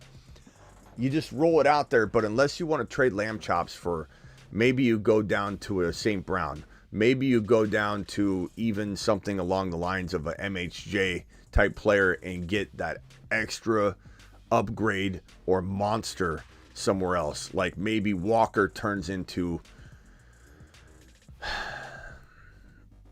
I don't know, Gibbs, who's got a hamstring injury and people are worried about it. Like that's the only thing I can think of. Like Gibbs and Marvin Harrison Jr. for Lamb. You do that type of move, and I'm talking that type of move, not just a 2-for-1 and you say, Smitty, I did what you said, and you tell me 2 players I don't agree are the same as that. Then all of a sudden this team goes to an 8.5 if you land that kind of trade. But it's still 7.5. It's capable. If Aiyuk and Jacobs and Walker all come to ball, bro, and Kyler's a top 5 quarterback, you can win the league. So this is not a negative. I'm just giving you my honest opinion of where I feel like there's some lacking in it, but it's a good team. There's nothing wrong with it. I don't want you to take a negative out of that. Matt, do you have any trade offers or any ideas? Throw those at me, and I'll let you know what I think. Diego with a, I don't know, super chat here. 12 team, half PPR, 2 wide receivers, and 1 flex. Lamar, Bijan, and Ford, London, and Aiyuk, flex, Najee. I'd try and trade Najee and maybe... Seems a little thin, not going to lie. Najee and maybe...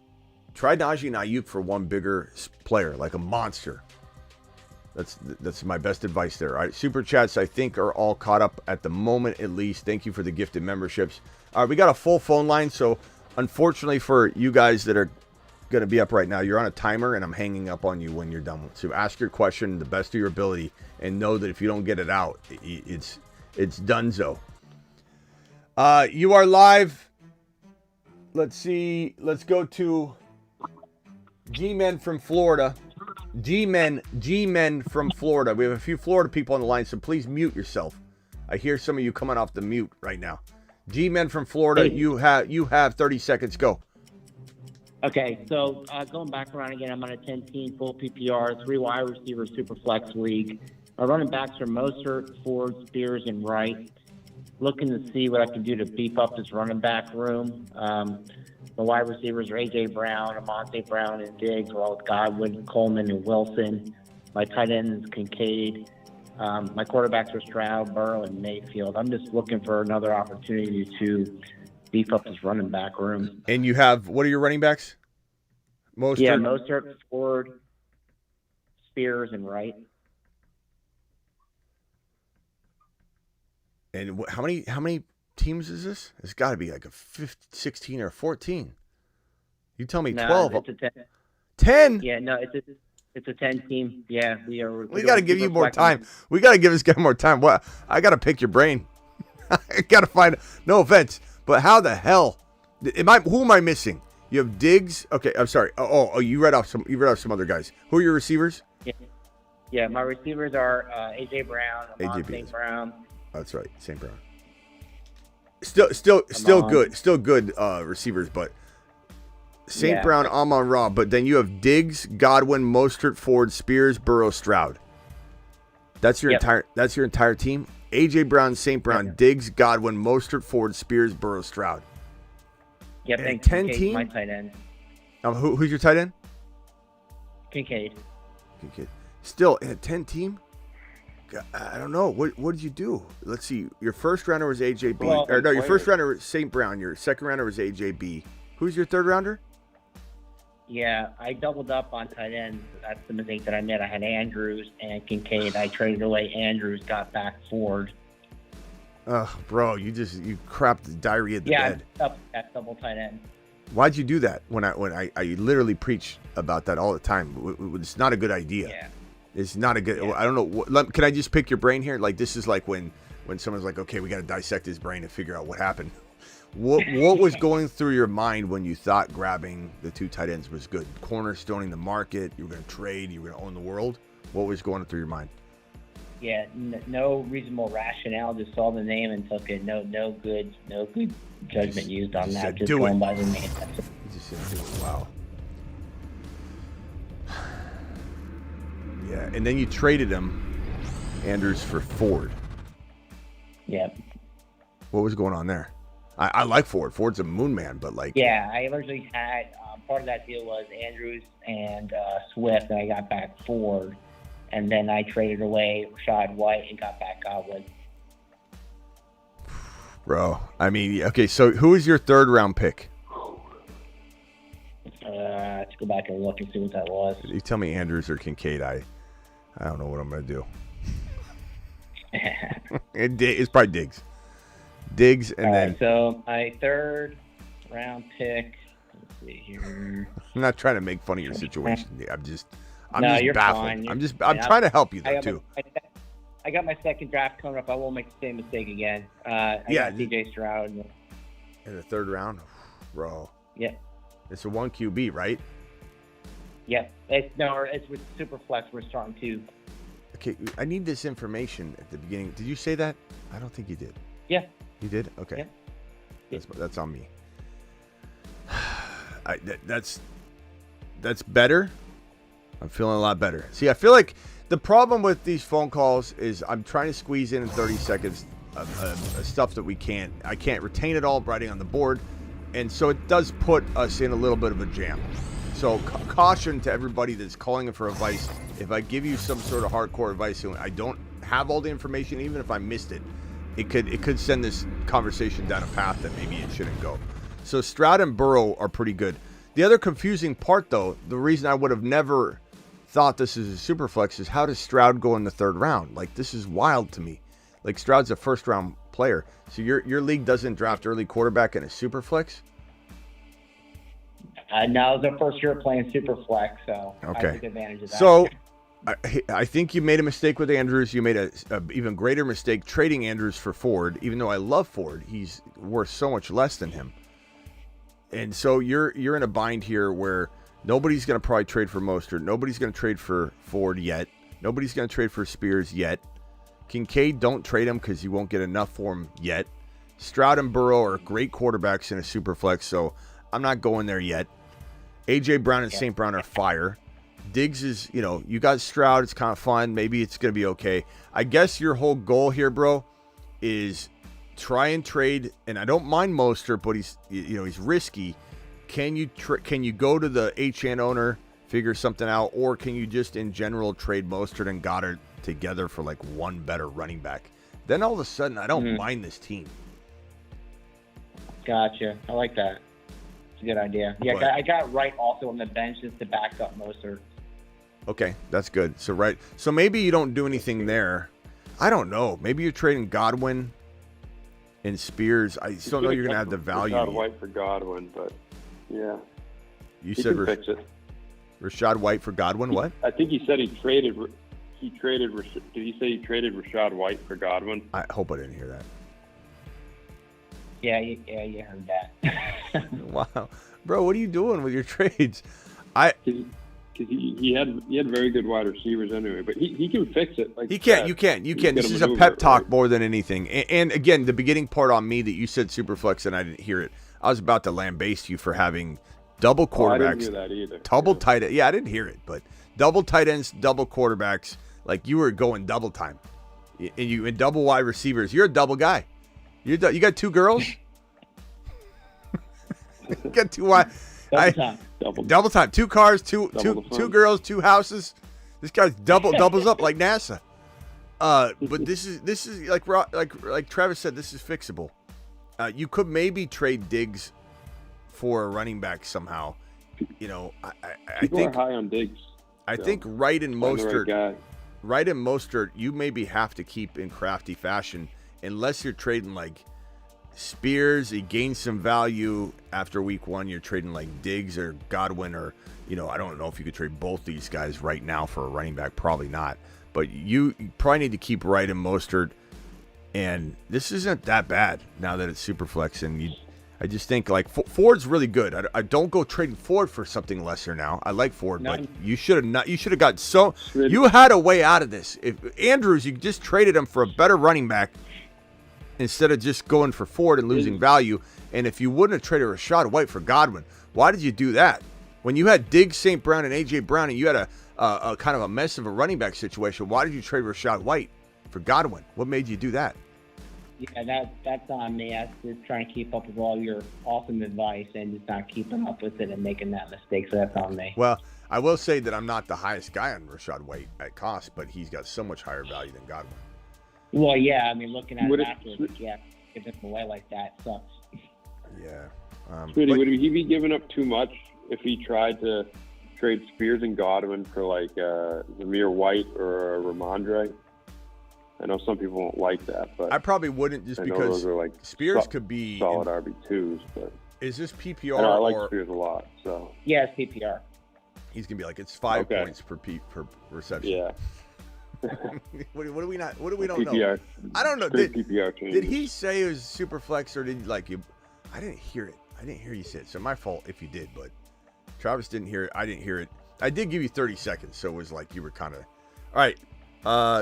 Go try and see what you can do with Diggs and Spears, Diggs and Ford, Godwin and Ford, Godwin and Spears and Diggs.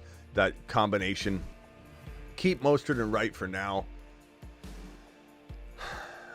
You could always entertain trading Burrow or Stroud for a perceived lesser QB that we like, but we'd have to hear that trade. Don't go just saying, I did it, Smitty. I did what you said, and I got, Levis for Stroud. The only quarterback, Will Levis, but you what? The only one person that's actually be available I heard you speak about before was Will Levis, but I'm not so sold on Levis. Like to pick up? I mean, or you Yeah, if I got rid of Burrow or Stroud. I mean, he's a good pickup. He's a good grab at a Superflex. Yeah. He shouldn't be out there.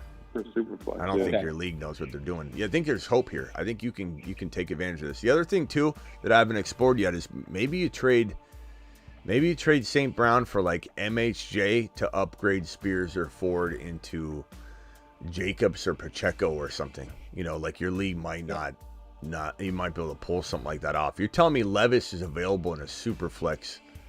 I'm telling you that the league's vulnerable to bad trades. So I would try my best. Just explore. I'm just scared you're gonna go.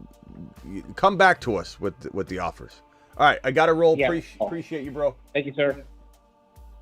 Thank you. Yeah, thank you. All right, G-Man from Florida. That was interesting, boys. All right, let's see if we can get the next one in 30 seconds as well. Zach from Florida, you've got 30 seconds. I don't know that we could do a full. This is the problem. You got 30 seconds, and people are trying to do full marker board, evaluations. Let me give you my whole team, and then we're gonna miss it. I'm sticking firm to the 30 seconds. Go. Yeah, this will be quick. I'm curious how much more you like AR than Kyler this year. Guy in my league I have AR. Guy in my league, he has Kyler. He really wanted AR. He's kind of pitched to me a Kyler Kincaid for an AR Pitts swap. I like both of them a lot, but I'm just curious how much more you like one over the other. So, okay, thank you. AR5 and Pitts versus Kincaid and Kyler. I'm gonna go Kyler Kincaid. I think Kyler. I'd rather have Kyler than Kincaid than AR5 right now. Right now, well, I don't know. I'm going back and forth on that one, to be honest with you. I think AR5's got the ability to be the number one overall quarterback, but he's also, we got to keep in mind, he's also kind of a rookie still, and he's going to have some ups and downs. Kyler has MHJ. He's a proven top 5 QB. He has been a top 5 QB before. He was a top 5 QB when he went down and tore his ACL, and he had 10 weeks of football and was playing at top 5 value, would have extrapolated out as a top 5 quarterback. He's got mother freaking Marvin Harrison Jr. McBride was barely on his horse by the time, Kyler got going. And the offense in Arizona went from cellar dweller to a top 10 offense, essentially, the moment Kyler stepped on the field. And he produces, and he's always scoring a top 5, top 6 QB type of number. And Kincaid is, in my opinion, a lot better than Pitts, just because I think the vacated targets alone, and because I have him as a better player. So that's my answer. Appreciate you, bro, for calling in. Got to roll, Zach. Next caller. Kevin, you're live. I think that guy should also, though, take into consideration how much the kid really wants AR5, because if he wants him that bad, he's got to pay up a little. Yeah, maybe add something to it. But I'd do that deal. Okay, who did I say was up? Kevin, you're live. All right, I'm trying to be quick. 12-team PPR, 3 wide receiver league. I've got my running backs. I have Mixon, you got 17 Ford, seconds. and Mostert. Okay.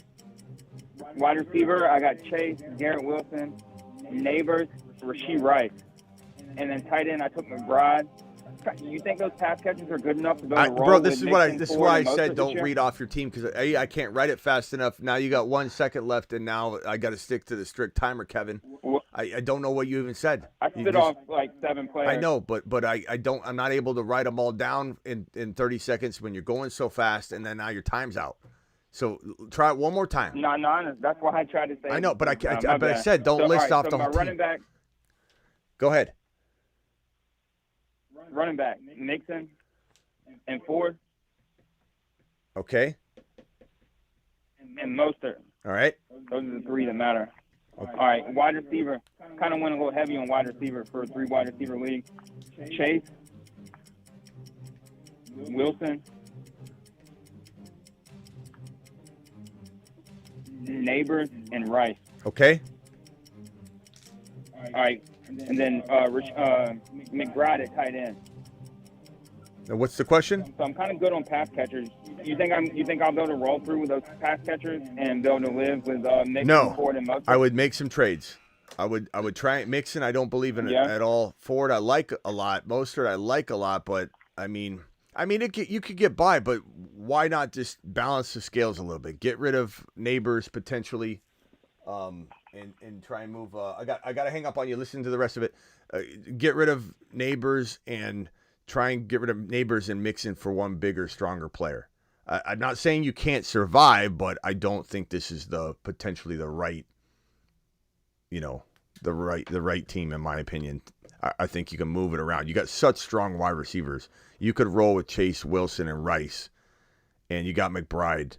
I'm moving it around. You got the value to do it. So, all right, let me go to the next. Guys, the rules are simple. I'm hanging up at 30 seconds. So you do what you want with it. And I'm not going to feel bad because I would have felt bad hanging up on him, but I got to stay firm to it. Brian from DC, you've got 30 seconds. Hey, Smitty, thank you. Yes, sir. I ended up going 0 RB, but not drafting till the 7th round RB. My 5th one is Dowdle, but I've got some good options as to pick up, and I wanted to know what your thoughts were on him, and if I should pick up like a Benson or something of that caliber. Dowdle, pick up Benson. I would take Benson. I don't know really what the rest of the question was necessarily, like what you're supposed to, who you're dropping, all that. Benson is definitely somebody I'm grabbing 100%. Dowdle, I do not believe in. I'm trading Dowdle away. Travis, what did he even say at the end there? I'm hanging up, so it doesn't matter. I'm hanging up, so I hung up. I couldn't. You gotta ask something quicker. Yeah, I think you were just asking, what he could do with we went 0 RB. I didn't even pick up Dowdle as RB1. Yeah, I don't know. That's why everyone's got to try and curb this a little bit. Dowdle, send him away. Bye, Dowdle. I doubt he'll do anything. Doubt you'll get much, but try. He seems to have some value. Benson, I want for later. If that's his, you can't be starting Dowdle. You can't be starting. Cullen again, maybe get in the rotation. That's his number one. I don't know. If that's his number one running back, he's got to have other good pieces. We don't know. So he could pair Dowdle with another good piece and get a better running back. He was the example. So, now everybody knows how it's going to go. So, Chris from Indy, you're live. I hope you got your question contained. Let's go. So, my main receiver is Aiyuk, St. Brown, Diggs. I just feel like I failed my bench pretty much. I have Deontay Johnson, Christian Kirk. It's an 8-team league, so there's a lot on the wire. I guess my question is who should I target with my bench? That's it. I don't know what he said. Who do I target on my bench? I don't know. I have no idea. Target. I don't know. Hey, Smitty, how's the weather there? I don't know. I'm just going to say trade Kirk, trade Deontay, trade Diggs, trade Aiyuk, keep St. Brown. Not saying trade all of them, but I don't know. Maybe you're able to use a RB. I don't know who your RBs were, but trade. I don't know. Figure it out. Let's see if somebody can get the hang of this. Cody from Fresno. Open with a question. Cody from Fresno. Just start talking, Cody. Don't hello or anything. Go. Thanks, Smitty. 3 drafts this weekend. 1 at the 2 spot in the 12-man PPR, all PPRs. 1 in the 10-man. Do you recommend the tripod and a 10-man and a 12-man? And if I start the 12-man with Bijan at 2, if Achane and Kyron don't fall, can I pivot to wide receiver? Do I grab Barkley? And do I just start off with Jalen Hurts, Josh Allen, Patrick Mahomes, whoever's available? All right, listen offline. You're cramming. I don't even know. I don't even know what he's saying at the end. Going 100 different directions. Let me just tell you, 1.2. First of all, best player available is the only way to go. Okay, so 1.2 potentially may. open the door to running back. Running back may open the door to running back, wide receiver. There's no set plan. You just got to let best player available take course, okay? But 1.2, I find myself very often wanting to go Lamb or Tyreek Hill.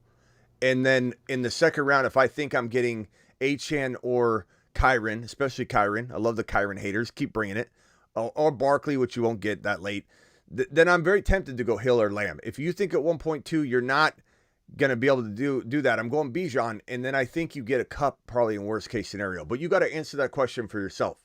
And I still need to do what do I do at one point? What do I do in the first round video, which is going to basically explain that in a lot more detail. But yeah, tripod can be great in any one of these, but I think it does tend to get risky if your league doesn't allow for wide receivers to fall. So you have to answer that question. The running back is especially fun from the 10 pick, but it's not bad to go wide receiver like A.J. Brown or especially if like a St. Brown fell or Jamar Chase falls. Sometimes it's weird because of and I'd take him there. I'd take Chase there. But RB and then quarterback is fantastic in any draft slot. As long as you think you'll get a Dell or maybe even a Cup, and you could always abort going quarterback in round 3 and kind of not executing the tripod fully and swinging back in and getting a Kyler later if you feel like you're not going to get the wide receivers you want, but you could get Cup in round 3. You could get Debo in round 3. You could get Tank Dell and Debo, Tank Dell and Cup if you go running back, wide receiver. So it's a good question. Laundromat Jack, you have 30 seconds. So on my first and second picks, do you like more of a JT and Marvin Harrison Jr. or something like an AJ Brown in the first with a Pacheco in the second?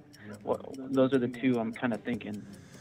Of these, forcing me to answer this, I'm going to say give me JT and MHJ. Do I like Gibbs better than JT? Yeah. Do I like Kyren better than JT? Yes. So, give me Kyren and MHJ even more so, but that's me. But you're worried about Gibbs the over punt return, Smitty? You're worried about you're out of time, Laundromat. I'm sorry. K Woods, you're live. 30 seconds. Hurts, AJ Brown, and Kyren, or Hurts, Gibbs, Kyren? Hurts, Gibbs, Kyren. I mean, can't you just ask me Gibbs? I mean, it is nice to see all three, though, I'll admit. But you could technically just say, hey, do I go Gibbs or AJB? But it's nice to know. It's nice to know because it gives you like a vibe, and you kind of know what you're building. I get it. It's fine. I'm going to go Hurts, AJ Brown, Kyren, Hurts, Gibbs, Kyren. What wide receiver? I'm going to extend you time because I feel like answering this question. Can you get who you getting at wide receiver in this Hurts, Gibbs, Kyren? Who's the wide receiver you're getting right here? Probably like a DK, maybe Tank. Okay, DK. Maybe Debo. Okay, so let's put DK in there on both accounts. So Hurts, and now I'm doing what I was just making fun of. It's nice to see it. It is helpful. Hurts, AJB, Kyren, DK. Hurts, Gibbs, Kyren, DK.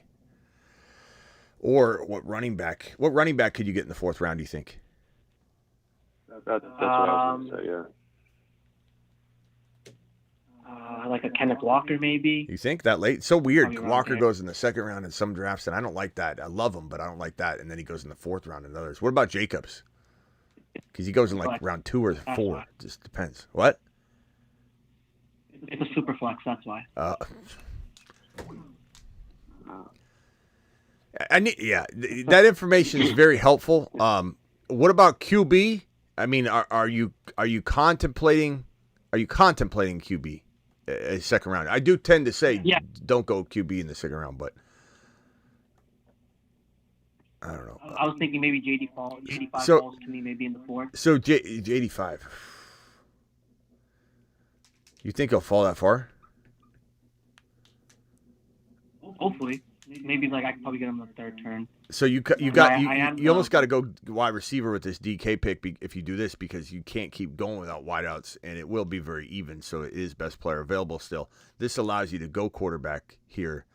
I guess I would say I guess I would say this top team feels just better, but I do love. I mean, I love Kyron. I love Kyron, but I am taking. Or I'm sorry, Gibbs. I love Gibbs, but I am taking these guys at the same territory, Gibbs and AJ Brown. So it really doesn't matter Gibbs or AJ Brown, to be honest. And this gives you more flexibility. I would probably say the Hurts AJ beat Kyron. Okay. But they're both fantastic, bro. There's no wrong answer there. Okay. All right. That was K Woods, right? Yeah. All right, thanks. Trooper Dave, you got 30 seconds. Go. Hey, man. I traded Travis Kelce for Kyron Williams. What are your thoughts? Love it.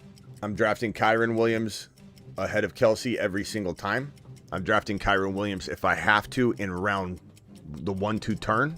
I don't care what anybody says. Kelce's not a second rounder. He's really not even a third rounder. He's like top of 4 or maybe late third if you've got. So yeah, I mean, you smashed it. Smitty approved. Thank you. Yeah, nice job. Yeah. High five. Haha. Sebastian, go. You're 30 seconds. Smitty, I grade this contract D minus, borderline F. I think it is absolutely ludicrous how they handled it all off season for them to pay him what they did. Because I mean, they had Ridley, they had all these other receivers that went before him. He would have been able to be obtained for much cheaper, and they overpaid for him at the end of it all. So I give this contract a borderline F. I just think they're trolling, honestly. All right, nice commentary. Thank you, Sebastian. Let me get these super chats out of the way real quickly. I had this up, but let me just leave it on the screen real quick. So Russian collusion with a $20 hauler. Russian, appreciate you. Thoughts on a 10-man league? Hurts, JD5, Bijan, James Cook, Javonte, Singletary, Moss, Ford, Garrett Wilson, Debo, Devontae Smith, Worthy, Diggs, McBride. Very solid team. Very, very solid. I'd rather, if I could choose, it would be James Cook and Diggs, or James Cook and, Javonte and Diggs, or James Cook and Diggs. Let me go back to full screen real quick. Hold on a second. Let me get these super chats out of the way, guys, on the phone line. Hang tight for me, please. I'm gonna say give me James Cook and Diggs, or Javonte and Diggs for one better player. So we're talking about, obviously, and running back if possible, because you're trading James Cook away. Probably everyone from Barkley down to Kyron H.N. down to ETN. James Cook might be close to players maybe slightly below that, so it becomes a little tough to throw Diggs in with that. But I think you got to swing big on this one, because I think Cook is still valued pretty high for people. Not everybody, but you can still see. I see people take him in the second round. I'm like, what are you doing? He's probably got fourth round value in general, like averaging all the different ADPs. I would guess like somewhere around third or fourth round, but Javonte and Diggs for Javonte's kind of overvalued right now. Javonte went in the second round in Miss Smitty's work league. I was like, whoa. Javonte and Diggs for Pacheco. Javonte and Diggs for Jacobs. James Cook and Diggs for Barkley, H.N., Kyron, ETN, maybe even Pacheco, and maybe even Jacobs still. Like, that's what I'm doing with this team. I don't think there's much else to do. I love the team regardless of that. That's really fantastic. And Russian Collusion with a $5 hauler says 2 keeper super flex on the team. Keepers were Bijan and Cook. If you love James Cook, Russian, keep James Cook. I just am not a big James Cook fan. And make sure Ray Davis isn't out there. If you had it cuffed, I'd feel a little bit better about it. So grab Ray Davis. I think Davis eventually starting games somehow, some way. I don't know. It's a vibe. David, appreciate you. I have Penix Jr., but starting AR5 and Kyler got offered Cousins, Mason, and second round pick for next year for Kyler. So you're trading away, got offered Cousins, Mason, and the second round pick next year for Kyler. No. Why would you even consider that? Absolutely not. No way. No, bro. Just because I know you want a couple of Cousins and Penix Jr. together because I've said it's a win-a-league strategy, but that's for people that don't have Kyler in a spot that you're trying to trade for that. That's for people that go quarterback in round one, and then you got to go late QB shopping Cousins, and you grab Penix Jr., and you're able to go non-quarterback in round 2, 3, 4, and you get that pulled off. But you already have Kyler in AR5, so if someone's trying to get Kyler from you, they need to give you the world. This guy isn't even trying to give you a first rounder. Let me put it this way. He could offer you a first rounder. I'm still saying no. This guy's got greedy intentions here. He wants to give you a second rounder. I'm going to give you a second rounder Cousins who might not even start all year. You got Penix Jr. Like, no, absolutely not. Probably would be the mistake of your fantasy football career if you pulled off that trade. Just so you know. I hope you didn't do it. And you're asking for attaboy after. I hope you didn't pull it off. Nick, $10 hauler, 12-man full PPR, rate this team. AR5, Gibbs, Barkley, Waddle, Rasheed, Laporta. Like the squad, not a lot to trade. The bench, you can't trade any of that, so you got to wait. This is a stand-down team for the most part. Ford should gain value. Ford and... I don't even know that you need to trade anything because I like it a lot. It's a really good lineup. Very, very kind of bland bench, but very good lineup. Maybe Ford and Waddle eventually could be a big gun for you if you want to potentially trade that, but you don't even need to, and you certainly have to wait before you can even do anything. So it's a good squad, though. I mean, just very thin. I don't know what happened with the bench.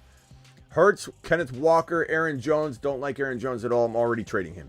Higgins, trading Aaron Jones and Higgins for one better player. Devontae Smith, Corum, B-Rob, and Higgins for one better player as well. That's definitely all those moves I would try and make. Very good team. Other than that, I like that you've got Hurts and Walker, CD, Amon-Ra, Laporta. It's fantastic. Laporta, I don't even know that you need to trade Laporta, but he does hamper the team a little bit when you grab him too early, but it doesn't look like you grabbed him that early. I think this is actually decent value maybe for him. B-Rob, trade him if you can hit on the high. Higgins, just because I don't think you could just get one slightly better running back. I'm going after Jacobs using Aaron Jones and Higgins. I'm going after Pacheco. I'm going after maybe even Cooper Kupp. Those are all players, Richard, that I think you could get maybe with that combination going on. I got 2 super chats left, and then I'll go back to the phone lines.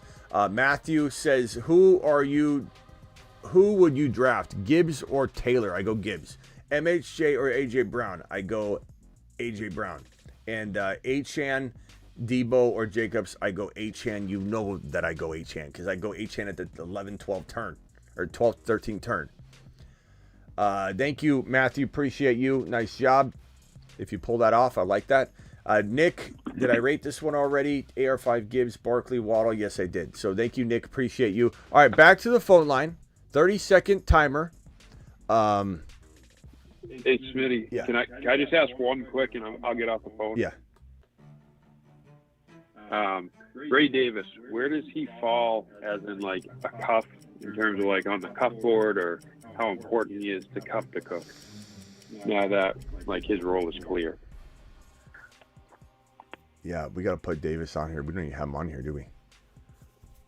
Yeah, so I figured that's a good. Now that we know he's the guy. It's a good observation. Okay, so Algier and Sharbs are pretty damn important.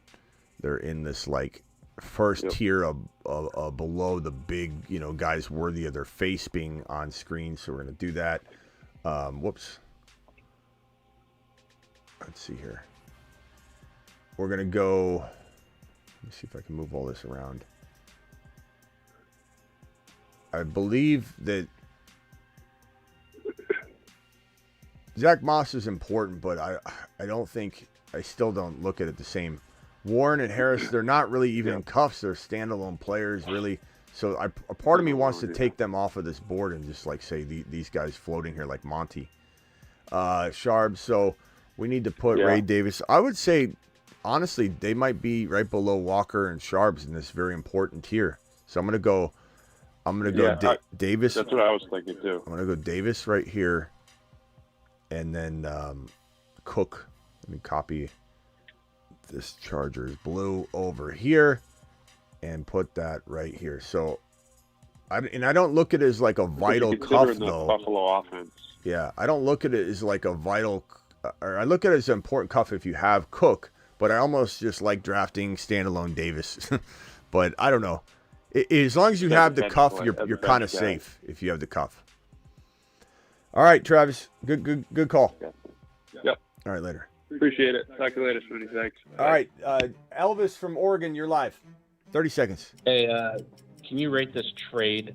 I received T. Higgins, David Njoku, and I traded away Brian Thomas Jr., Brian Robinson Jr., and Dalton Hold on. Schultz. Higgins and Njoku. For what? For Brian Thomas, Brian Robinson, and Dalton Schultz. And by the way, I'm EA Goats, because I don't know if you caught that. I'm the same person. Oh no, I didn't. Elvis from Oregon. So you're EA Goats. Let me write that down here. Me. Yeah. That was a sly little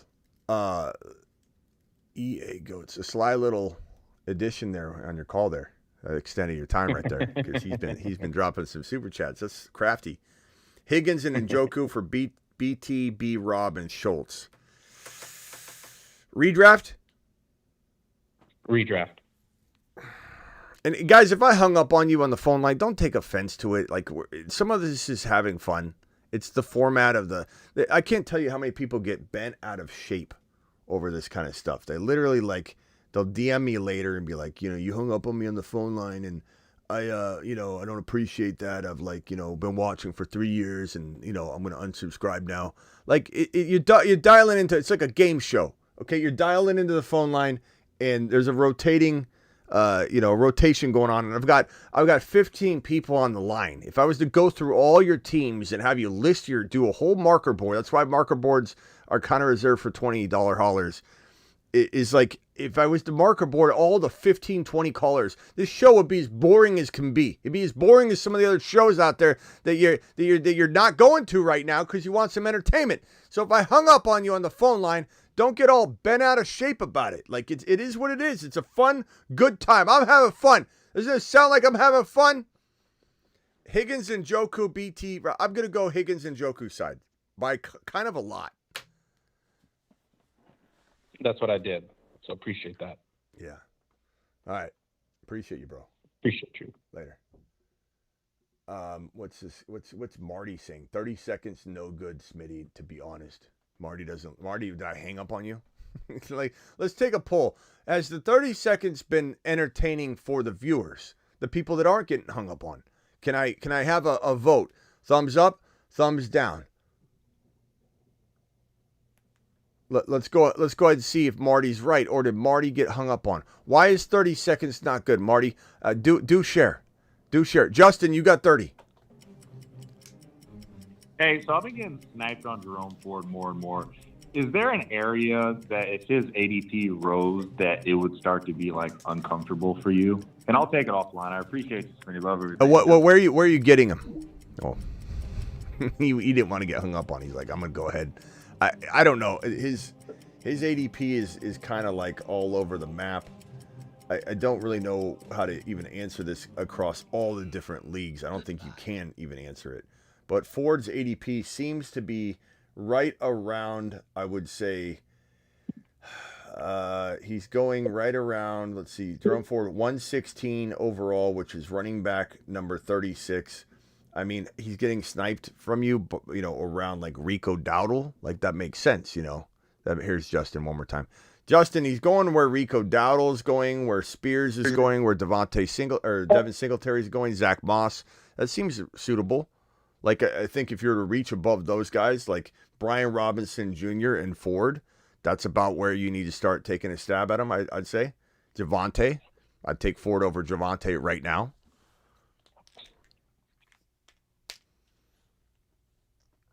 Justin?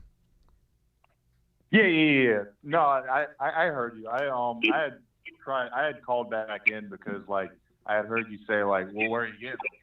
I was but yeah, that makes sense. I'll listen to it fully on the YouTube vid. I appreciate you, man. All right, later, Justin. Appreciate you.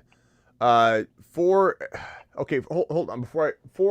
What's your name? 409 caller. Where are you calling from and what's your name? Hey, what's up, man? It's Scott from Texas. Scott from Texas. Okay, Scott, hang tight real quickly, okay? Scott from Texas. I'll even give you more than 30 seconds. Here's the results. So Marty wasn't excited. It seems, and you get annoyed and with the callers. My opinion, love the show. It seems like Rush, and you get annoyed with the callers. I'm sorry, Marty. What other show do you know of? And the answer is none. That takes phone calls, number one. Two, answers all these super chats while they're taking phone calls. Has all kinds of marker board sessions. Has an entertaining show that's constantly moving for you, so you're not bored and sitting there going, look at this Excel sheet, Eric talking to Excel sheet Ed. And they're not even reading the chat messages or anything. They're just talking to each other. What do you think about this guy? I think that's great. Great question, Ed. Thank you, Excel sheet Eric. Have you read a super chat? Oh, we got a super chat. There's one super chat I got to read, and that's the only thing I'm going to do all day long. And he's not taking phone calls. I'm taking phone calls, and you're complaining that when I've got a busy season, which I have open phone lines, open phone line panels all the time. At the end of shows, we open the phone lines. That I have a segment that I'm dropping people in 30 seconds. This isn't something we do all the time. We have open phone lines all the time. I do a segment where we hang up on people, and you feel I'm rushing and I'm annoyed by the callers. It's just your opinion, and that's fine, but like, what more do you want?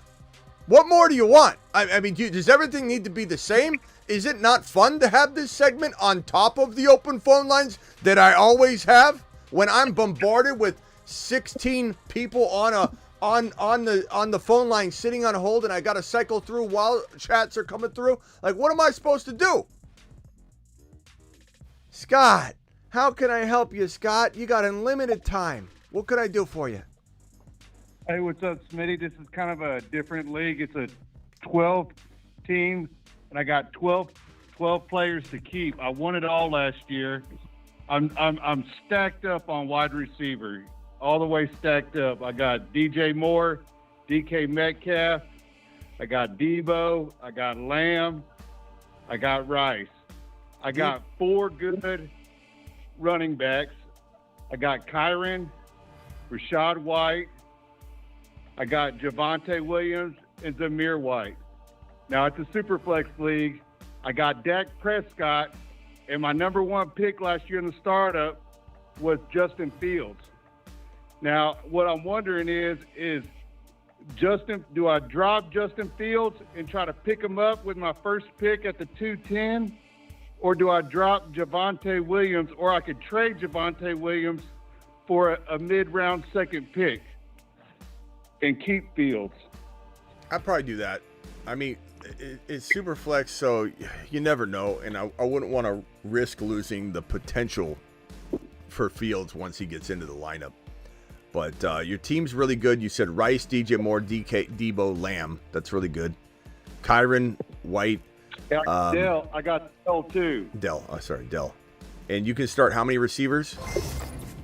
I could start 4 receivers. And I could actually start, I was thinking about, if worse come to worse, I could just start Lamb in my super flex, and then I could start DJ Moore, DK Metcalf, Debo. Yeah, but I think the better move is that these are you keep Dell and Rice, but you're trading DJ Moore.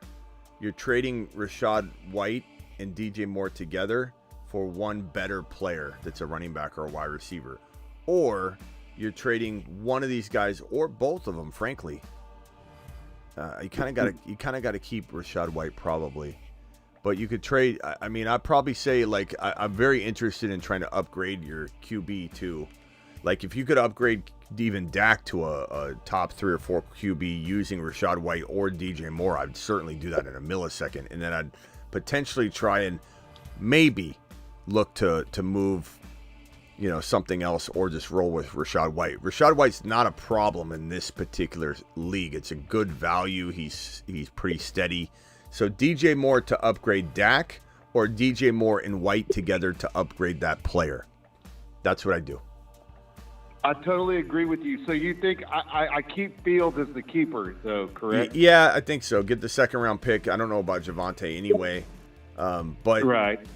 I think and you got Dell too, bro. Like, even if you made this trade, you got a dilemma in a sense, but you could use that as your super. This player could be your super flex, like you said. In the meantime, so yeah, trade these two players for preferably an RB. If you're doing White and DJ Moore, you're trying to get Jacobs or high. Nah, you got to go higher than that probably. DJ Moore and White for Achane, Barkley, maybe ETN, but maybe nothing lower than that, because like DJ Moore and Rashad should get you a pretty nice return.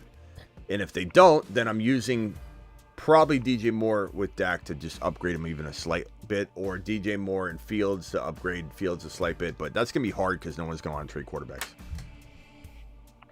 Man, I appreciate it, Smitty. I sure do, man. I've been watching for a few years, man. Keep up the good work. Later. Appreciate you, bro. Chris from Indy, later. You got about 30 seconds. I'm not going to time you, but hurry up. What do you got for me? Okay, now you're getting the timer. Now you're getting the timer, bro. Now you're getting the timer. You're on mute, brah. On mute, brah. Chris. Oh, there you are. My bad. Mahomes, St. Brown, Aiyuk, Kyron, Achane, Kincaid, Diggs, Bench, Ferguson, Deontay Johnson, James Conner, Christian Kirk, Ford, Aaron Rodgers. I lost a lot of it. Kirk, Ford. I got Mahomes, St. Brown, Aiyuk, Kyron, Achane, Connor, Kirk, Ford. Kincaid's my tight end. Diggs. Okay. Ferguson, Deontay Johnson. Fergie and Deontay. All right.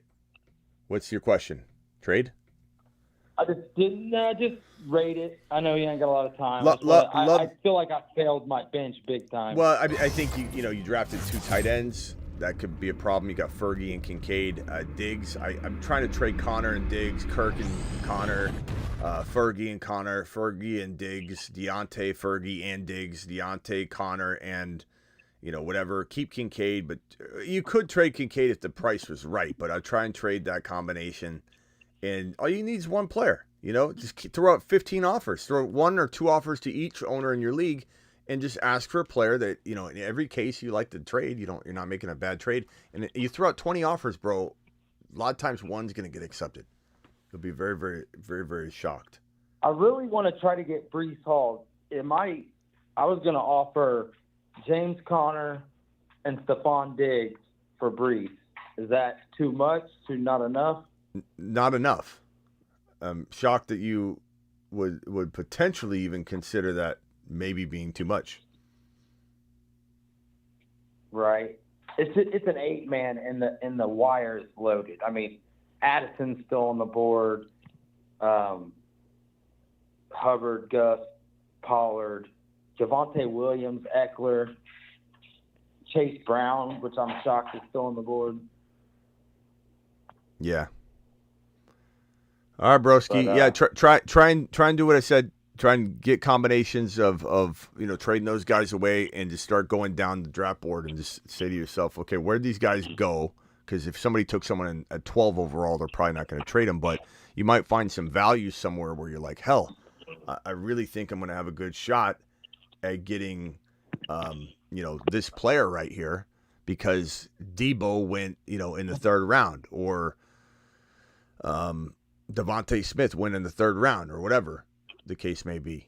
But you got a really good squad here. I'm just trying to get rid of the bench players, and I get rid of Kirk and Connor and freaking Ferguson all together if I have to get one bigger, better, stronger player to throw in there with Kyron Achane. And Aiyuk is someone I consider upgrading too. The buzz right now, you throw in Connor and Aiyuk for one monster like a St. Brown type to go next to your St. Brown. That's a move you could do too. Aiyuk worries me, so I get rid of Aiyuk potentially. All right, gotta run. Appreciate you, bro. Later, Chris. Okay, I think I got 2 super chats here. Marty, Let me guess, Marty. Let me guess. Now you're probably mad at me because I was yelling about you not liking my 30-second timer. I haven't seen Marty comment since. He's probably upset at me. Dane, appreciate you. I tried calling, but I'm ugly, says Dane. 200 auction, 1 flex. Talk about them studs and duds. I got Bijan and Nico kept for $81 already. Do I lock up a guy like Amon-Ra for 62? Keep Nico at wide receiver 1 and grab a nice QB. Tough to say, Dane. There's so many ways this could go. I'd say at the end of the day, you gotta kind of like, you gotta try and get, if Amon-Ra is gonna cost 62, but you could go get a player like, Devontae Smith for like fraction of the cost, and it just frees up so much money. I think sometimes when you go after the big dogs, and St. Brown's pretty much a big dog, he's right there. I'd rather go a step down and get a Cooper Kupp or a Devontae Smith or a Debo or someone and just have them at a fraction of the cost. And then you got the ability to go get a Jacobs. Like you might get Jacobs and Tank Dell versus just St. Brown. So that would be my consideration. I do love going early quarterback, but in a draft, but in auction it's harder, and it depends. And that was a $20 hauler, by the way. And look, Dane, you can call in the phone line real quick too if you'd like to get a little bit further assistance on this. But auction, the top quarterbacks tend to go for like $20 or $30, and then you're in a position where it's like, damn, I should have maybe waited, and it becomes a little bit harder to grab early quarterback in that kind of scenario because people are going to overspend. And then you go just a touch lower like Kyler or Love, and you're getting them for $5, $6, $7, and it's such a big difference that it does make it very, very tough to go early QB shopping in a auction draft. So, good question. Would love to have you call in if you want to go over a little bit more. I got all these drafts on Underdog that are timing out, so bear with me real quick. I see Lamb. What do I take? Let's go Kyron and Lamb chops and connect those two. And then we got another draft here. I'm on the clock. Devon Achane and Gibbs. Let's go. Let's go a little early for Tank Dell, but the wide receivers are flying off the board. We'll go little Tank Dell. And then let me just draft one more to give myself a little time on Underdog. There's a 5-minute timer on this one that's ticking down. I've got 2 quarterbacks, 1 tight end. Let's go with Justin Fields as a 3rd QB. Boom. Okay. Marathon draft. I love the marathon drafts. We'll be doing more of those marathon drafts. Don't you worry. Let's go Tyreek Hill in that marathon draft. And then we got a 7-timer marathon here. Let's go. I got Devon Achane and Kyron. Let's go with, this will be interesting. I'm going to go that route. Okay. Dane, call in if you want help with this question. Appreciate you. E-Goats dropping another. 30 seconds is plenty. Thank you, Smitty, for your time. And it's not always the case. That's the part that's like, it's bad for the show, says Marty. Marty, you out there? Marty says show to the moon. Okay, so Marty's not mad. Marty, here, this one's for you. I yelled at you, but like, I still appreciate you, bro. I'm not mad at you. I always yell. It's my resting face. People just get too offended. Like, OG, what's his name? Denny's friend? He got so upset because I hung up on him on his Kyron take. And he just went off in the chat on a rant. Like, bro, this is the show. Like, what do you want from me? What do you want? You want the calm, absolutely mundane, boring show. It's down that way. Like, don't get so bent out of shape. Trade Jones for Ford. I'd trade Aaron Jones for Ford. Yes, I would. Maybe not everybody would, but I would. 618 caller, you're live. What's your name? Where are you calling from? Hey, it's Dane. Dane. What's up, Dane? Dane, appreciate your $20 super chat, by the way, Dane. What state are you calling from, bro? I'm in Southern Illinois. Illinois. Okay, what can I do for you? Let me pull up your super chat. And I don't know. I just wanted to comment on what you said. Because I heard you said Jacobs and what did you say, Tank Dell? But if we're in the middle of the season, and I've got Jacobs and Tank Dell, and somebody offers me Amon-Ra, I'm taking that. You're not taking that? It's not so much that. It's some of it's about the roster construction too, though, Because if you tie up all your money into 4 players, you know, or whatever. So if you want to explain your auction situation one more time. So you got let's start from scratch. So hit me with your entire situation. Let's take it away from the super it's chat. just normal flex PPR, 12 Okay. man. Yeah. 2 keepers. I grabbed Bijan and Nico, and I got them for a total of 81. Bijan and who is it again? Man, Bijan and Nico. Nico, okay. And how much was Nico? I want to write him out separately. He was $7. Okay. And I wanted Bijan bad this year. I don't know. He just hit me right, so I kept him for 74. Way overpriced. And how much was McCaffrey- Nico was how much? 74. Nico was 74? Sorry, not Nico. Bijan was 74. Nico was 7. 7. Okay. So that's good, but lucky. So you spent a ton on Bijan. Like you're in a not a hole, but you're definitely, you got $81 tied up. So you're kind of in a position where, you know, you have to kind of value shop because you got $119, I think, $119 left. Yeah. So if you go St. Brown, what would St. Brown go for? St. Brown's going to go 62 to 70. Yeah. Now, So you got to remember they're 2 keeper, so there's players off the board, right? Now, in my specific league, those top 8, they're going to go 60 to 70 in there. Okay, so Cap's gonna go what for 80 plus. to answer your question, where you said during the season would you trade for St. Brown for Jacobs and Dell? And my answer isn't no. Absolutely, I would 100% go one direction or the other. A lot of it would depend. But if you spend $70 on St. Brown, bro, you got $49 left. You got $49 left, and that's not going to go very far. This team's not winning it. If you spend $70 and $74 on 2 players, you're not going to have any depth at all. I mean, it could win. It depends on the dollar value, guys. Like, are you going to get like Worthy for $2? Are you going to get potentially Benson for $1? Are you going to be able to get a accumulation of solid guys, Jerome Ford for $3? Like, could you? It depends, you know. But this is a tough sell. And to answer the question, it's a tough conversation to have. Auction, there's nothing out there for auction, and that's why I'm calling this. Yeah, this show's here for auction. Idea. This show's here, the open, phone lines. Sure. Exactly. Yeah. So I would say when you win a league, it's based on those $1 players that hit. It is, but you have to. You can still win on $10 players and $5 players too. It's not just $1, $2 players. Nico, if you go Dell, what's Dell going to cost you? It could be like what? 10? Dell will probably cost $30. You really think he's going to cost $30? Oh yeah. Well, would you consider him right in the range of like Devontae Smith? No, I think. I mean, do I? Yeah, but does the rest of the world know?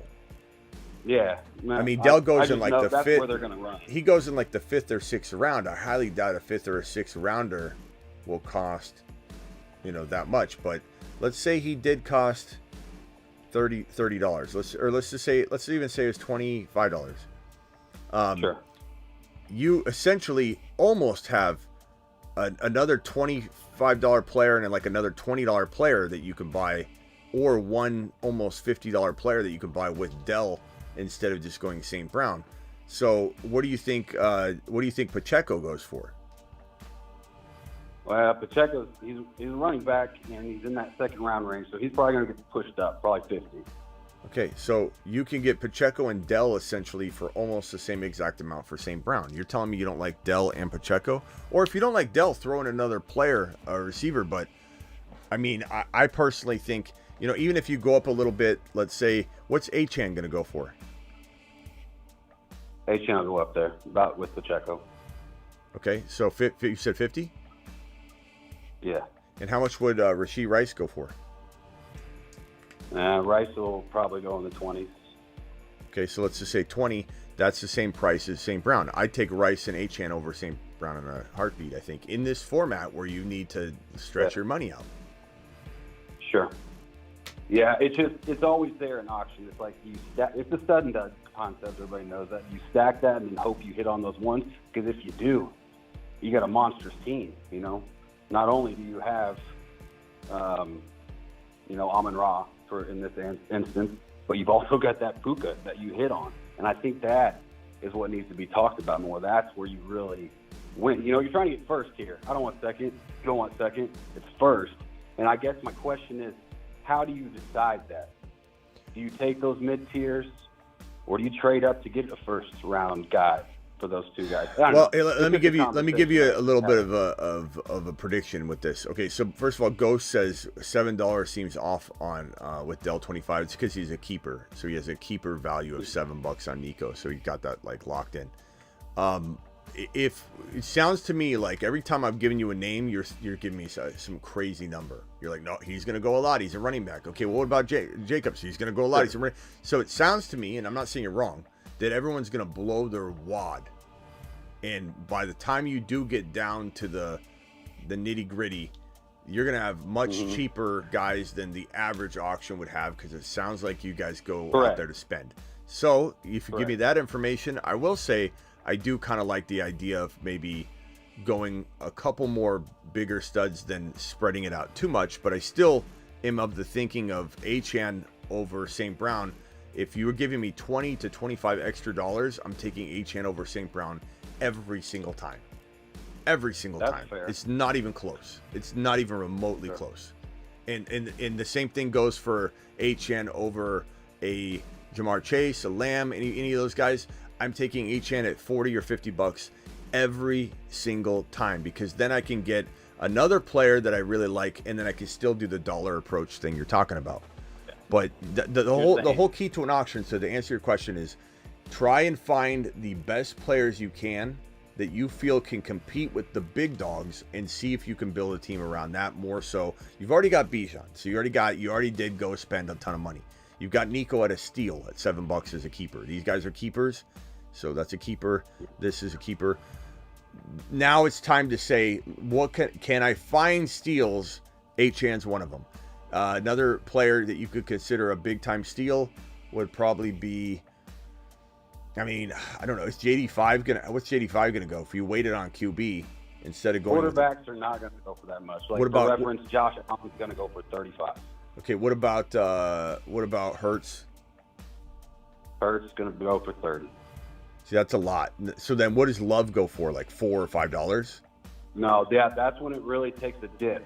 So you're looking at like $2 for Love. Okay, so then waiting on a quarterback, unfortunately, because I love going early quarterback, that is the way to go in this format without hesitation.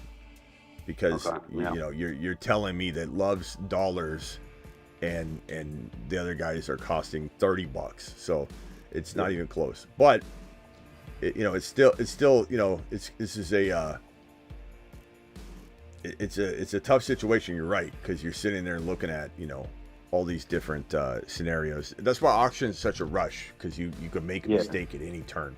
But I find my approach, just to give you an idea, my general approach is to grab an Achane, to grab a Kyren. My Kyren and Achane, even if people like them, there are people that like them, they're still going to cost what? Kyren, you said Achane's 50, Kyren's what? 65, 60, what? He's kind of doubted right now. He can't be as high as the other guys. So what would you say?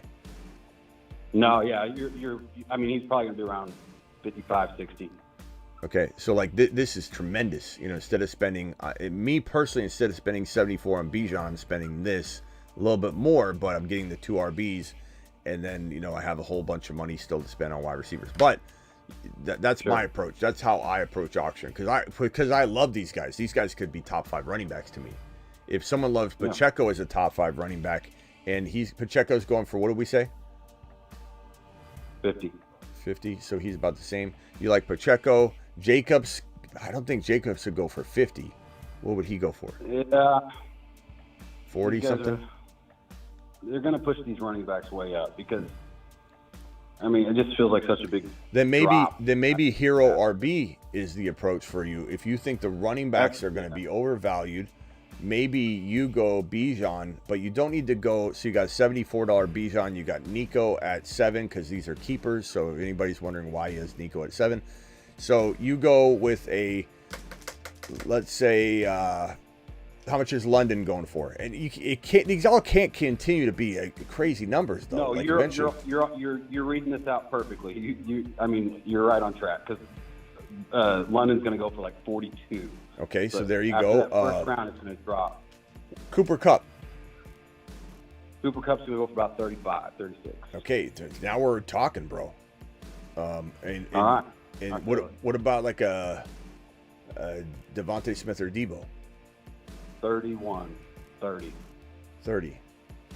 So what are we at? What are we at this? Let me add it all up. Oh, you ain't got to do all this, man. I was just trying to kind of get your sense plus of 35 plus 30. We're at 108. I don't. Do you have to allocate $1 for every position, or can you go $0 players? No, it's got to be $1 on the way out. I hate that. I think that's ridiculous. Yeah. You should be able to do $0 bids. I don't know if you could afford this exact thing, but this is at $188. So this is a fantastic team. You know, you get a Jordan Love in there or something. You got London, Cup, Debo, Nico, Bijan, but I don't know. It's tough to say.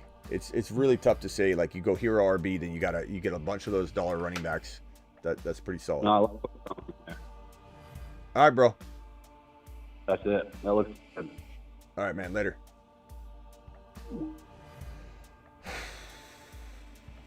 Super chats. Stephen, Kyler, Rice, Jacobs, or AR5 Swift Olave. Kyler, Rice, Jacobs by a country mile.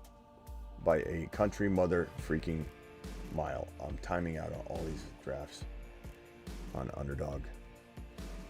Let's see. I think I'm on auto on a few of them. Jeez. I joined a bunch last second because I wanted to make sure I got in.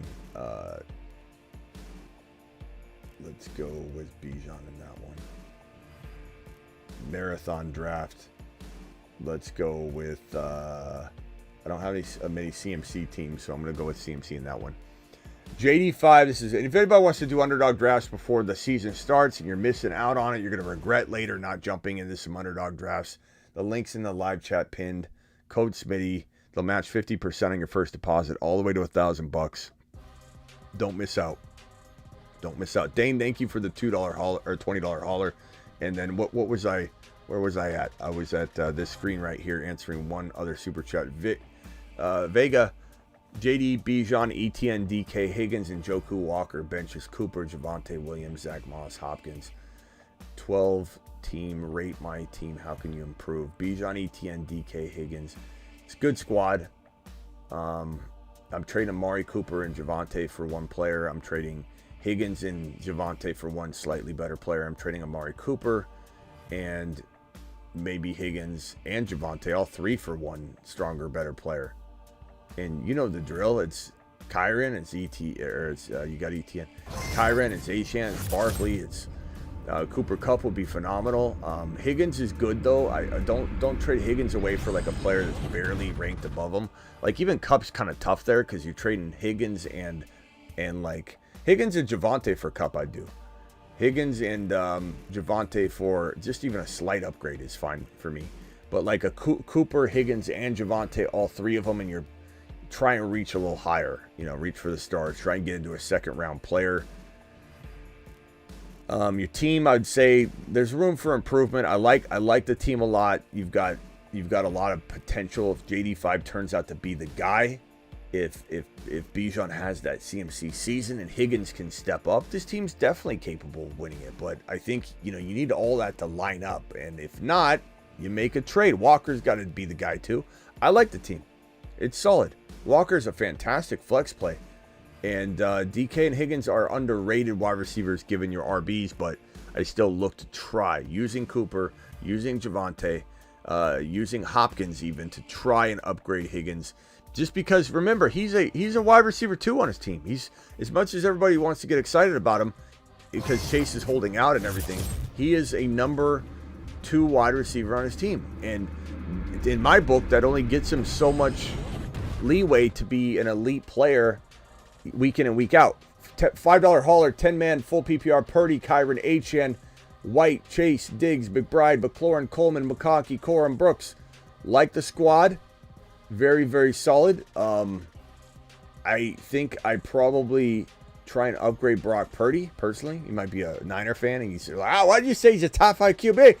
I personally would rather, but your team's very good. You could let this ride for sure. And this might be a team where you're holding steady. Let McLaurin gain some value so you can trade McLaurin and Purdy for one better quarterback. Or if you want to keep Purdy for whatever reason, McLaurin when he gains value, and Rashad White for a better RB. That's really all I'm looking to do with this team. That's just, there's nothing else I need to do with that team. That's a really, really good team. I like it quite a bit. And then this super chat from the Don, $10 hauler gets a moonshot. Don, appreciate you for dropping the wad. And your question is 10-man PPR, AR5, HN, Kyron, Tyreek, London, Kincaid, Jacobs. Very good. Cup, Najee, Grandma League. Raheem, okay. Good squad. 10 out of 10. I wouldn't say 10. I don't give 10s very easy, bro. I'd say that this is a 10-man. This is at 8.5. Very, very solid. You're right there. Maybe 8 point. Maybe you got the 8.8. It's really, really good. 10-man. Try and trade Najee away. Or hold him and you're fine. But this is a good team. There's not even much to upgrade here. But you're in a 10-man league, so it's understandable. Maybe Najee and AR5 for a top 3 quarterback. That's my move. Go upgrade AR5 and you're an 8.8. That's the highest score I've given. You get a quarterback using AR5 and Najee that's a top 3 guy, Mahomes, a Hurts, or a Josh Allen. You get the highest, tied for the highest score, 8.8 if you make that move. This is Farb. Farb, you're on the phone. What can I do for you? What up, man? If you got a mid first pick and you end up with like a Chase or St. Brown, or one of those guys, and then on the comeback, if like Kyron and Achan don't fall, where are you going from there? Like mid second, and those guys happen to go before your second pick. Well, give me the players that are there. I guess it would be a lot of receivers. You got Pacheco, ETN, you got Cup, Debo. I'm assuming like early in the you're picking early in the draft. Yeah, Cup is. So who you take? So you're talking about who did you get in the round 1 selection? I'm just saying hypothetically, like if you get, you go, let's say you got the 6th pick and you get, St. Brown or Chase. All the running backs are gone. Brees and Bijan, McCaffrey are gone. You end up with, Hill, Lamb. And then coming back around, Kyron and Achan are gone. Do you go the running back there, Pacheco, or if Barkley, Kyron, 2 receivers? Yeah, Barkley, Kyron, and Achan are gone. This is the video that I'm going to try and create tonight. And what I talk about all the time is, what do you do? This tends to make me say that I'm going RB here. Now you're saying Hall, Bijan, CMC, and those guys are all gone. And it's the 1 point what? The 1.8? But I'm just saying hypothetically 1.6. Okay. I think in 1.6 you're getting Hall or Bijan or one of those guys potentially, but Bijan falls to like the 5 or 6. Hall falls to like the 5, 6, 7. But I'm not scared to go like even Gibbs, at 7, 8, 9, whatever. And then because what you're telling me is the RBs aren't going to fall, so I'm going to take an RB. And if you're telling me the RBs aren't going to fall, then you're guaranteeing me I'm getting a London or a MHJ, or in the worst of scenarios like a Cooper Kupp. And I love the Gibbs and Cooper Kupp if that's the worst case scenario you're painting for me. So it's hard to justify going, let's say Jamar Chase or whoever, and then I get here and I'm forcing a running back. I don't hate ETN. Like ETN and Chase are pretty good. ETN was the 4th ranked running back last year, but we all know why we're worried about him guaranteeing a 2nd round running back return. So we're all kind of just, I think valuing him as a steal in round 3, a borderline end of round 2 guy that we like a lot, but it's hard to put him there. And if all those RBs are gone, Pacheco's a little bit early here. I like Pacheco, but I love Pacheco in 3, and he's a Mars man. But Pacheco in 2 is a little bit high for my liking.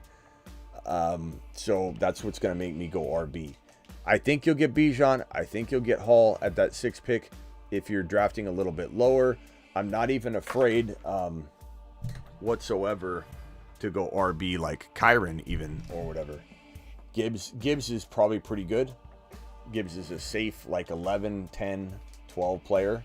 So if you don't want to go Kyron yet, you could let Kyron fall to the second round pick. But I certainly am not afraid to go running back. But if you could go MHJ here, you could go Drake London here and get Gibbs in London. There's tons of ways to draft. But in non-best ball, wide receivers drop so much that I'm going to go Gibbs and Kyron all day long. And then in round 3 and 4, I don't even necessarily take a wide receiver here unless I think they're all going to get scooped up. But I'm landing Kupp in the 3rd round like clockwork in grandma leagues. I'm landing at least a Debo, especially now with Aiyuk back. Debo is going there. Dell's easily available in round 4. Mostly he's in round 5. So I'm able to get that quarterback. I've got Hurts in round 4 like clockwork with Debo or someone like Debo in round 3. And then I get Dell in round number 4. Or 5. But don't be afraid to go RB. Don't be afraid to go RB in round 1. Don't be afraid to grab a quarterback or a running back just a little bit earlier if you believe the RBs are getting scooped up in your draft. All right, man. I appreciate it. All right, later, Farb. All right, I have one more super chat to answer, and then I am out of here. I should be back later tonight because we started early because of Aiyuk, and we're ending early because of Aiyuk. So, $10 hauler Smitty to the moon. Continue, longtime follower. Let the haters hate. My go-to at all times. Hit me with the Saturn Men music. The Saturn Men. The Saturn Men. One small step for man, one giant leap for Saturn. Even better is the Supernovas music. Here are the Supernovas, which, again, there's Mars Men, there's Saturn Men, there's Moon Men, and then we get the complaints of now there's just too many of them. It used to be so cool when there were, a select few. So I've taken those lists and consolidated down to what would equate to the old Moon Man list, essentially, right? The top of the top of the top. So looking at all 3 of the lists, doesn't matter where they're at. They could be on the Moon Man list, the Mars Man, the Saturn Man. Here are my 7 ultimate Supernovas. There are handfuls of Saturn, Mars, and Moon Men, but only 7 can become supernovas. I give you the 7 best picks in fantasy football. They are the 7 supernovas. The 7 supernovas.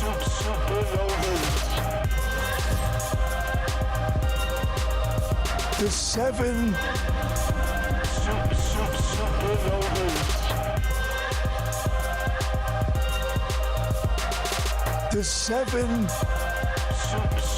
supernovas.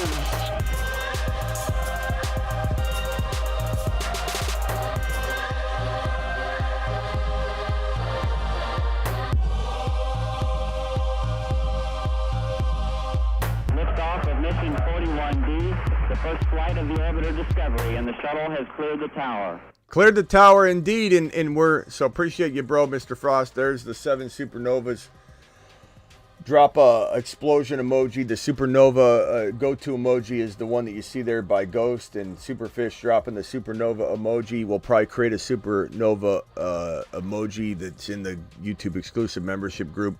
Appreciate you for that $10 wad. And Mr. Out of the Box dropping the 20 wad on the screen. We're going to give you a let him cook there, pal. Let him cook.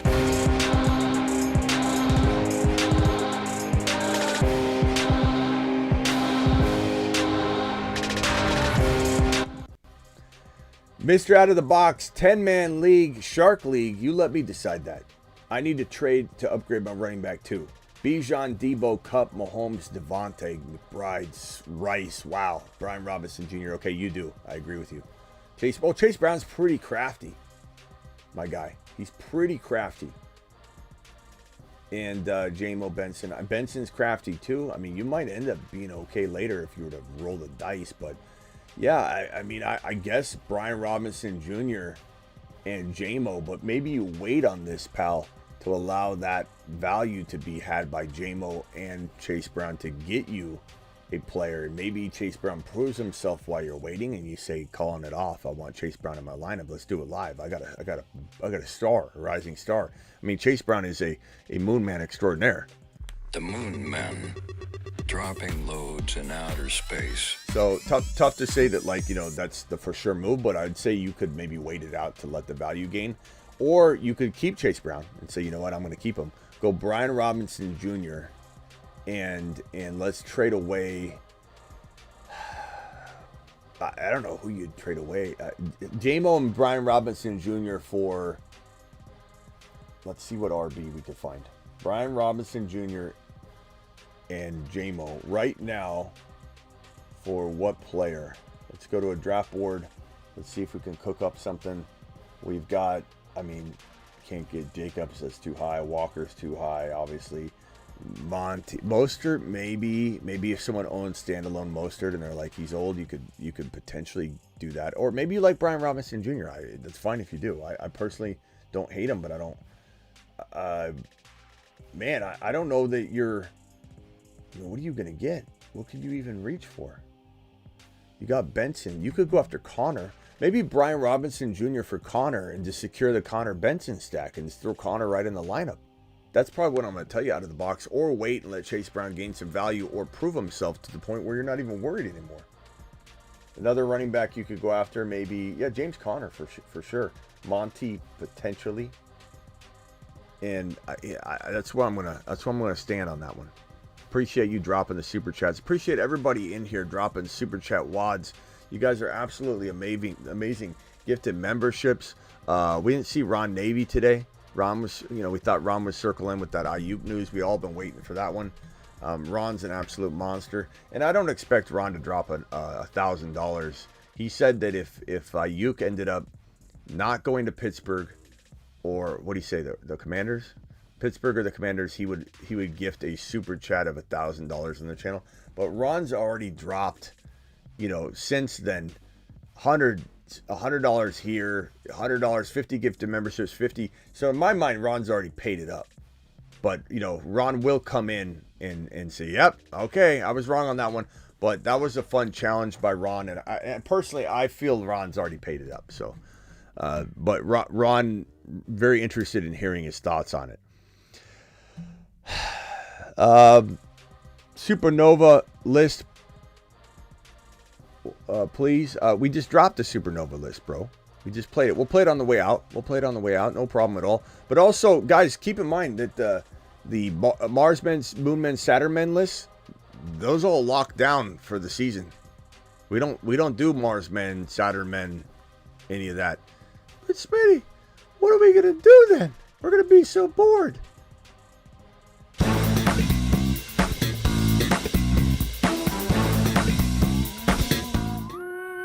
No, we're not going to be bored because the Wild Wild West is here. This in-season feature.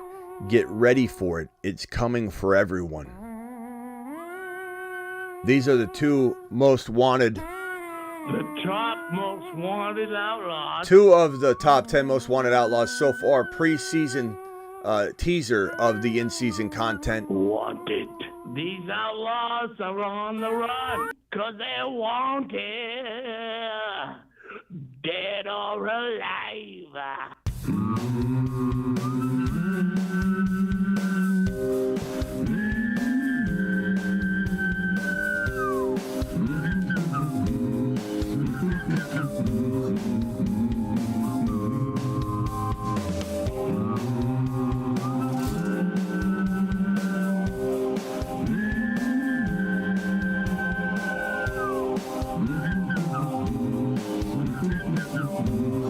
Where's the drumstick?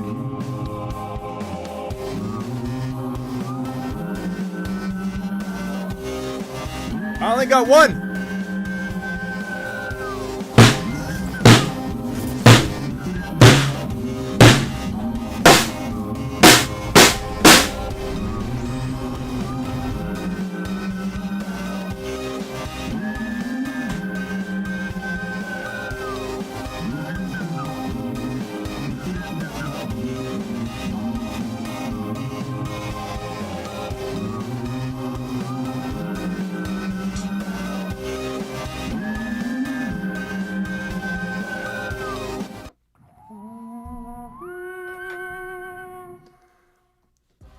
I don't know where my other drumstick is. Otherwise, I'd be drumming away. I'll have to look for it. Anyway, appreciate you all. Super Chat has just flown in here. Aiyuk to the moon. Smitty, you are the man. Sonny, I hope so. I just hope you aren't looking at an injury, pal, or a slow start. I mean, holdouts are brutal for that. And then Green Empire says $20 hauler. I'm going to send you... Let's see here. Let's see. Your lucky day. It's your lucky day, Empire. It's your lucky day for dropping a $20 hauler on the way out the door. We're going to put Green Emp. Green Emp. Green Emp. You know, $50 haulers get drone flights, by the way. Okay, here we go. Green Emp, here you go, pal.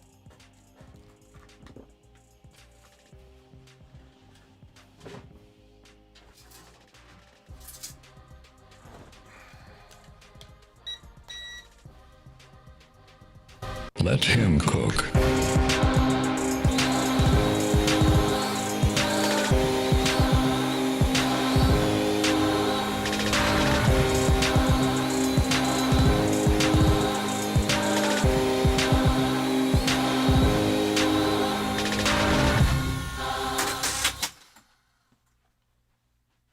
We didn't land that one, but we're still the best drone flying fantasy football show on planet Earth.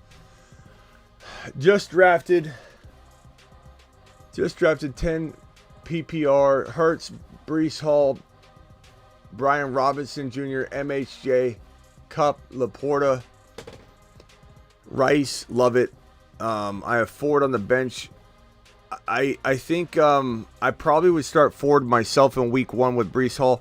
But maybe I'm trying to trade Pittman with one of them or both of them for one better running back. Obviously, go for Pacheco and Jacobs. Probably don't get him, but I'm reaching for Jacobson. Might be worth it. Might be worth it. Appreciate you very much for dropping the 20 wad, but that's what I'm doing. I'm using Ford, but I'm trying to trade. And, you know, look at Jacobson, look slightly below him and see if there's any RBs that are attainable. But Pittman Jr. should be able to help you get into that, I think. He's got some pretty good value. Pacheco, obviously, you know, would be great. Walker as well. I'll see you all tonight. Appreciate you. Live Monday through Friday,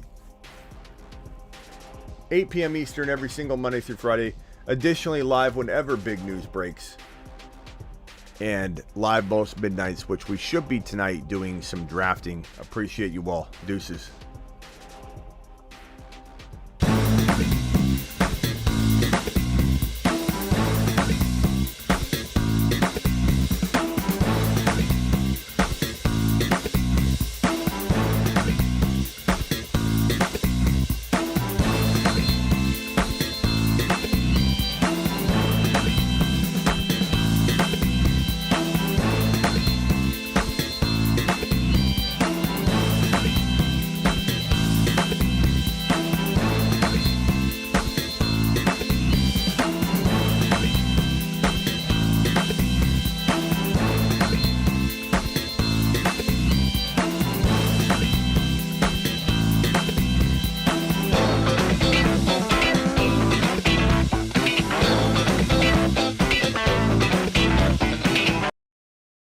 Chan.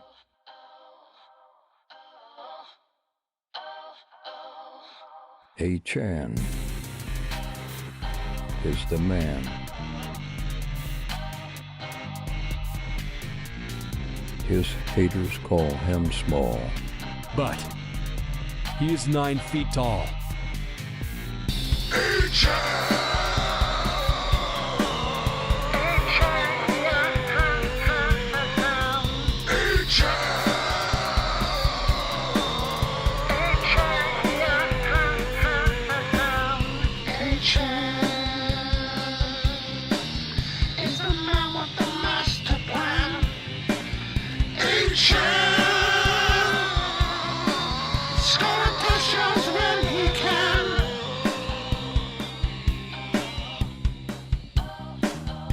Chan is the man.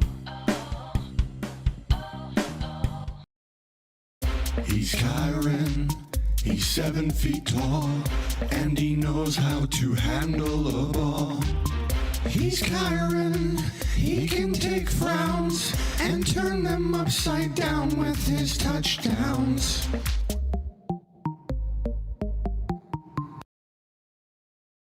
But the continuum of the gigawatt component structure of Jahmyr Gibbs' workload divide has a megawatt offload that if you compartmentalize the component conjunction timekeeper and you flux capacitor out the continuum component megabolt, things just end up happening. And that's why Jahmyr Gibbs is a top 5 to 10 running back instead of top 6 to 10. See you all later. Appreciate you all, every single one of you. Thank you for all the super chats. Deuces.